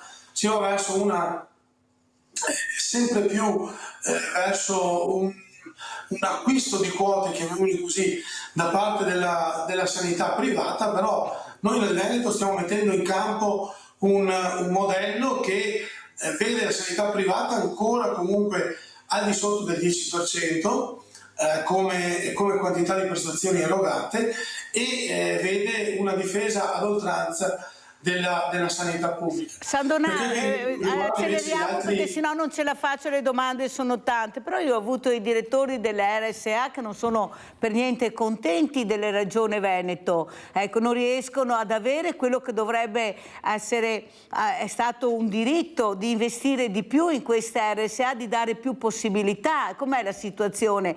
Perché noi parliamo sempre di Roma, ma mi sembra che anche in Regione arrivino molti soldi, non a caso nessun presidente della regione vuole andare a casa, ci sarà pure un motivo: potere, visibilità, soldi, però questi soldi dovrebbero essere impiegati anche sulle necessità del territorio. Io sono convinta che non è il cemento che abbiamo necessità, ma servizi alla persona, è quello che manca. Io dico sempre: ma chi me ne frega di avere letto d'oro in ospedale se non ho chi mi cura bene? A me interessa avere una squadra che mi supporti, ma chi se ne frega se fanno la grande operazione il cardiochirurgo poi vado a casa e sono da solo, nessuno mi aiuta. Io ho avuto questa ragazza che è venuta, che per 2 volte ha tentato il suicidio, è venuta qui, era seduta vicino dove è seduto il senatore Crisanti, che ha detto: io nella carta ho 9 persone che mi seguono, nella realtà non ho nessuno. Sono mesi e mesi che tutti passano il cerino, non ho soldi, non ho vestiti, non mi lavo, sono stata al freddo tutto l'inverno. Per chi? Per cosa?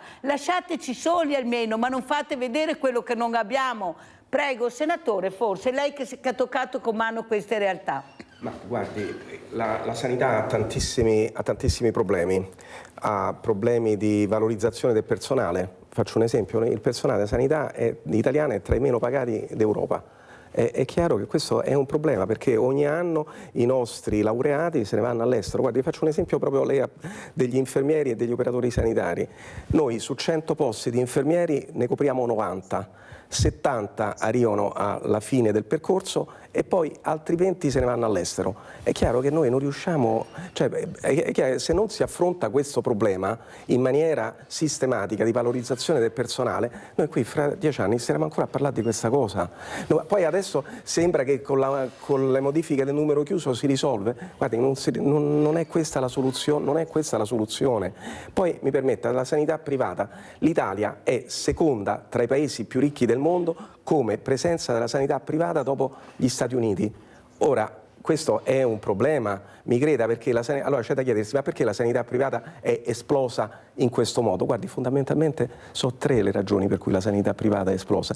Primo, perché trasferisce i costi dei rischi dal privato al pubblico. Le faccio un esempio: una struttura privata che fa party magari offre alla signora una bella stanza con la moquette, il parquet, il bagno, però se il bambino o la mamma hanno qualche problema, che pensa che cosa fanno? Chiamano l'ambulanza e la trasferiscono al primo ospedale pubblico, laddove che cosa trova? Trova la trasfusione, trova la neonatologia, ma mi dica i privati che hanno la neonatologia o la rianimazione neonatale. Ma vogliamo scherzare? Queste sono tutte cose che costano una fortuna. Aspetti, non è finita qui, perché i privati si scelgono pure gli interventi, e non è finita qui, perché noi ai privati a ogni anno gli rinnoviamo il budget. Ma lei mi dice quale privato all'inizio dell'anno, il 1° gennaio, sa quale sarà fatturato? Ma noi per i privati qui in Italia abbiamo costruito il paradiso in terra. È chiaro che questa cosa va riequilibrata, non può andare. E poi mi permetta, i nostri politici dicono, molti politici: guardi, la sanità privata è uguale al pubblico perché il cittadino non paga. Guardate che la sanità privata convenzionata di pubblico c'ha solo i soldi dei contribuenti, non c'ha nient'altro. Più chiaro di così, Sandonà, visto che si è collegato tardi, prego Sandonà. Ribadisco che in Veneto la sanità privata è al di sotto del 10%, quindi siamo a livello dei più bassi delle regioni in Italia. Primo, sappiamo che c'è il problema dei fragili, c'è il problema delle persone fragili, persone che chiedono assistenza, degli anziani, che sono in continuo aumento non solo nella nostra regione ma in tutto il nostro paese. E questo è anche un problema di strutture. Noi quest'anno abbiamo messo in campo un sistema di accreditamento che aumenta di circa il 20% rispetto agli anni precedenti, quindi facciamo più accrediti come Regione Veneto. E ancora non basta, siamo ancora in difficoltà, ma stiamo facendo un grande sforzo da questo punto di vista.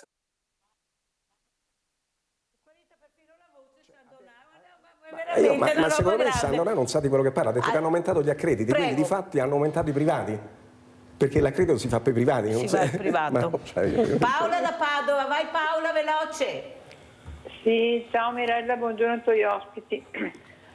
Allora, al signor Sandonà volevo ricordare che abbiamo troppo bisogno di abitazioni per anziani semi-autosufficienti che sono lasciati lì. Con 4 lire dovreste fare dei co-housing.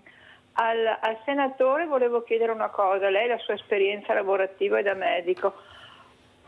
Oggi come oggi che è senatore, e si sa che i senatori hanno degli ottimi stipendi, volevo chiederle che cosa ha portato alla nazione Italia o alla regione Veneto facendo questo salto, ecco, cosa ha portato, oltre a dire le cose sulla sanità pubblica, privata, che le sappiamo ormai a memoria, perché è giusto comunque che ogni politico, visti i lauti stipendi, dia anche dei risultati. Ecco, volevo chiedere, oltre al suo lavoro, oggi come oggi, che cosa ha portato. Grazie infinite per l'opportunità. Allora, prima di far rispondere, perché devo correre perché il tempo è tiranno, a Paola, dal senatore Crisanti, volevo sentire il sindaco cosa ha portato anche tutto questo. Lei ha detto ATS, un altro carrozzone che arriverà fra poco, ma nessuno ne sa ancora niente, altro carrozzone. Chi gestirà tutta questa montagna di soldi che arriveranno, caro sindaco? Dovete parlare chiaro anche voi, perché siete in tanti, avete gli eserciti che sono i cittadini che vi votano, abbiamo ancora questa, però siete tiepidi, non riuscite a farvi ascoltare da chi dovrebbe ascoltarvi, perché i bisogni del territorio sono quelli, gli stessi, uguali, l'ha detto anche il senatore Crisanti. Bisogna investire nell'educazione, nella scuola, nell'RSA, bisogna investire su quello che necessita il paese, servizi alle persone. Basta cemento, 4ª corsia, 5ª corsia, Bob, chi ne ha più ne metta. Noi vogliamo altro, vogliamo servizi alla persona. Siete voi che dovete battere, se no cosa facciamo? Prego. Sì, ricollegandomi a quello che diceva il consigliere Sandonà e anche la signora al telefono, abbiamo questa società sempre più anziana e lo vediamo proprio anche dai dati demografici. Anche nel mio comune abbiamo una fetta sempre più grande di persone anziane che naturalmente hanno bisogno di servizi. A parte che Sandonà, quando ha detto che la Regione Veneto sta aumentando gli accreditamenti, penso si riferisse alle case di riposo, agli RSA, e che tante volte sono pubblici. Ad esempio a Mogliano c'è un RSA che è un IPAB, che è un ente pubblico che funziona molto bene, e c'è bisogno sempre di più posti, perché ahimè appunto la società... Ma cosa costa? Chi entra? Quando il posto è convenzionato entrano tutti, e addirittura il comune si fa carico di sostenere le rette di ricovero per chi non riesce, per le famiglie che non riescono a pagare. Ma che liste d'attesa avete per entrare? Purtroppo si sta alzando l'asticella, nel senso che uno entra in RSA quando non è autosufficiente. Ecco che c'è bisogno di quelle strutture intermedie, di quei co-housing di cui parlava anche la signora, che noi sindaci conosciamo molto bene, e lì facciamo un po' fatica. Ad esempio io sto facendo fatica a Mogliano a proporla a chi deve fare investimenti immobiliari, cioè non ci sono investitori che dicono adesso costruisco un co-housing per anziani. I costruttori continuano a pensare agli appartamenti per le giovani coppie che non ci sono più, e se ci sono giovani coppie che non è che stabiliscano la residenza in un posto e rimangono lì tutta la vita, ma si spostano anche per motivi lavorativi. No, bisogna investire sempre di più appunto per gli anziani, in servizi per gli anziani, perché abbiamo facciamo il servizio alle persone che facciamo prima, sindaco, perché le persone non hanno età in questo momento, hanno bisogno i giovani, hanno bisogno i bambini, abbiamo bisogno tutti. Senatore, com'è la situazione dal suo punto di vista? Perché ormai quasi mi può far rispondere alla domanda? Perché, guardi, perché della nostra Paola giustamente gli elettori hanno ragione di chiedere conto agli eletti di quello che hanno fatto. Ma guardi, ho presentato moltissimi disegni di legge, tra cui 3 sulla sanità. Il primo è un disegno di legge che mira a modificare le modalità di nomina dei dirigenti sanitari, perché in questo momento il direttore generale è nominato dal Presidente di Regione e a catena viene nominato direttore sanitario, direttore sociosanitario, direttore amministrativo, e le posso assicurare, per quello che ho visto all'Università di Padova, la Regione ha un potere immenso nella nomina di tutti i direttori delle unità complesse fino a dirigenti medici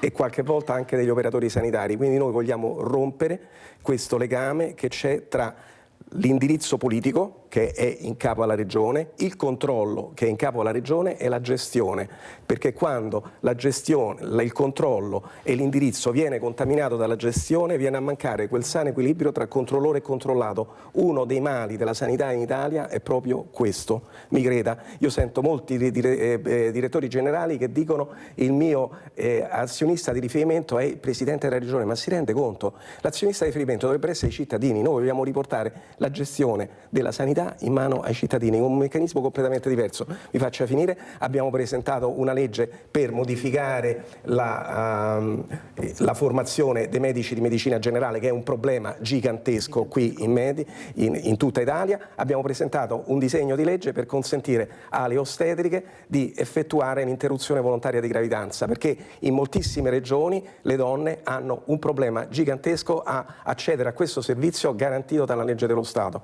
tra le altre cose. Potrei spendere altri 5-6 minuti, ma la prossima volta, senatore. Volta, allora, Sandonà, come commenta le parole che ha detto il sindaco e anche il senatore Crisanti? Commento che per fortuna che mi sei del senatore Crisanti non posso andiamo nella Luna, mi collego con l'Africa, mi collego con l'Australia, mi collego con la regione sul Monte Eo, non riesco a fare il collegamento. È pazzesca stasera. Investite forse, altro che banda larga, chissà che banda che vuoi qua per riuscire a collegarti. Provi senatore, provi Sandonà, provi. E sorride, mi viene da pianza, prego. No, niente, non si sente niente, Sandonà. Allora, Sindaco, come sarà la situazione? Perché non è tanto tempo d'attesa, adesso appunto si andrà a votare, anzi Senatore, quest'anno, oppure lei diceva meglio il 2026? No, guardi, io penso ormai si vota quest'anno, perché ci sono moltissime regioni che vanno al voto, lo vedremo quando la maggioranza presenterà la legge, capiremo la cosa. È chiaro che ci sono delle novità, chiaramente, perché la Consulta ha espresso un giudizio molto chiaro sulla... Ci sarà un'aria fresca o ci sarà la solita aria, Sindaco, secondo lei? Le segreterie capiranno che abbiamo bisogno di meritocrazia e non di partitocrazia, perché sennò non andremo mica fuori da questo tunnel con questo Paese. Secondo me lo hanno capito e ci sarà un'aria fresca sicuramente, insomma. I cambiamenti non sono sempre negativi, anzi a volte sono positivi, insomma. Sicuramente, insomma, ci sarà un'aria nuova, ecco, questo sicuramente. E secondo lei chi sarà il nuovo presidente? Dai, vedremo, si parla di accordi, insomma sono le segreterie che decideranno, e ecco, senza nulla togliere al presidente, che è stato un grande presidente, per 15 anni ha governato benissimo la nostra regione, insomma io credo che dopo un certo punto bisogna cambiare. Guardi, io sono al secondo mandato, sono da 6 anni sindaco, e fatti 10 anni ho già detto, lo sto già dicendo, basta, sono più che sufficienti, perché si perdono anche quegli stimoli, quella voglia di fare bene, e sto già vedendo la fatica di mantenere la voglia anche nei miei, nella mia squadra, di mantenere insomma la voglia di fare. Dopo 6 anni ci si affatica, quindi aria fresca. Senatore, come ci saluta? Ormai siamo in chiusura. Ma guardi, io voglio fare un commento veramente sul problema delle elezioni e sul cosiddetto terzo mandato. Ma guardi, io penso che tutte le democrazie tendono in qualche modo a stabilire dei contrappesi e a limitare il potere delle persone elette. Guardi, non a caso tutte le persone elette dopo il titolo hanno 2 parole che molto spesso le persone si dimenticano: pro tempore, che significa a tempo. Ora, 20 anni non è a tempo, 20 anni è un'eternità dal punto di vista politico. Allora, come si misura il successo di un politico, di un amministratore? Guardi, si misura in due modi. Primo, se ha fatto bene durante il suo mandato, e poi se quando se ne va si sente la sua mancanza. Se non si sente la sua mancanza significa che ha fatto bene, significa che ha lasciato della gente e ha lasciato una struttura in grado di andare avanti indipendentemente dalle idee e dalle persone che verranno dopo. Questo si misura. È chiaro che agli elettori non deve importare nulla delle questioni personali del sindaco e della singola persona e delle ambizioni della singola persona, però a noi ci deve interessare moltissimo invece di quello che hanno bisogno gli elettori. Cioè bisogna proprio ribaltare il concetto qui. Più chiaro di Poi così. guardi, il problema della continuità del potere si sentiva già all'antichità, mi permetta. I greci hanno esiliato Temistocle, che ha vinto a Maratona. Io penso che Zaia sicuramente non è Temistocle. Abbiamo sentito il senatore Andrea Crisanti del PD, grazie senatore di essere stato con noi, grazie anche a Davide Bortolato, sindaco di Mogliano Veneto, grazie anche al consigliere Luciano Sandonà. Miglioriamo veramente questi collegamenti la prossima volta. Grazie, grazie. Comunque l'importante è meritocrazia, meritocrazia. Grazie, grazie. Andiamo a pranzo con la proposta di Mirella.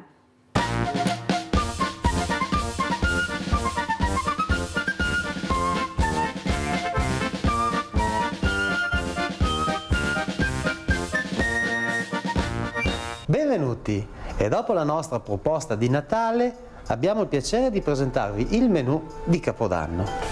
Oggi inizieremo questa serie di piatti dedicati al Capodanno con un piattino, un antipastino, delle code di scampi al pesto.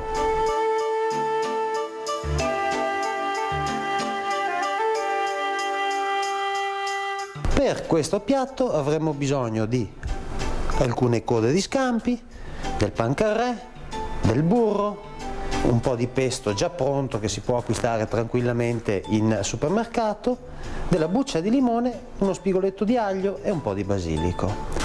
Iniziamo la preparazione di questo piatto prendendo i nostri scampi e togliendogli la testa e la buccia. Un'operazione abbastanza semplice. Togliamo la buccia allo scampo, poi ci aiutiamo premendo un attimino sulla coda ed uscirà la polpa dello scampo, bella intera, alla quale cercheremo di togliere il filetto che si trova all'interno, che sarebbe praticamente il suo budello. Fatto questo, le mettiamo un attimino in disparte e prendiamo delle fette di pancarré che andremo ad appiattire con il mattarello. Prendiamo le nostre fette di pancarré, è un pancarré abbastanza grande rispetto a quelli normalmente in commercio, e gli togliamo la crosta creando dei quadrati che poi con l'aiuto di un mattarello andremo ad appiattire piano piano senza romperlo, un po' di qua e un po' di qua. Ripetiamo questa operazione con tutte le fette di pancarré che andiamo ad usare e poi prepariamo una salsa che spalmeremo su queste fettine. La salsa la prepariamo con del burro che abbiamo in precedenza leggermente ammorbidito, con un po' di pesto alla genovese, un po' di buccia di limone grattugiata e uno spigoletto di aglio tritato. Lavoriamo un po' con l'aiuto di una forchetta il burro fino a renderlo cremoso. Quando il burro è diventato cremoso e spumoso, aggiungiamo l'aglio, un po' di limone, un cucchiaino di pesto, un pizzico di sale e un pizzico di pepe. Giriamo nuovamente bene il tutto e otteniamo un burro composto. Burro che poi spalmeremo su ambedue le fette del pancarè. Il burro è ben amalgamato, quindi possiamo spalmarne un po' sulle nostre fette di pane da ambedue i lati. Otteniamo così una base che poi andremo a tagliare a metà e formeremo due triangoli.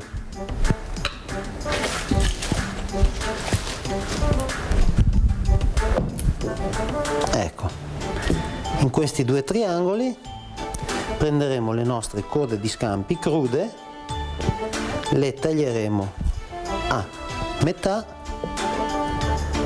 e ne metteremo un pezzettino su ognuno dei triangoli che poi andremo a chiudere e fermare con uno stuzzicadente.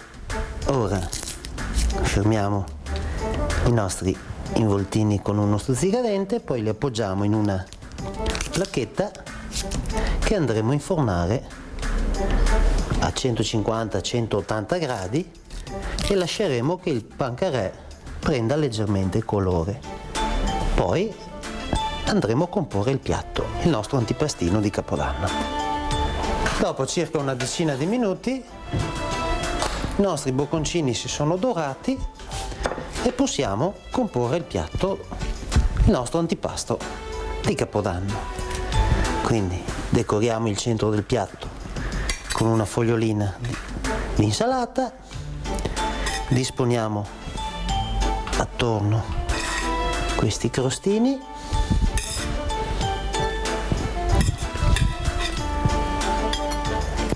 terminiamo, decoriamo con 2 rondelle di limone e 2 foglioline di basilico. Portiamo il tutto in tavola e iniziamo il nostro pranzo cenone di Capodanno.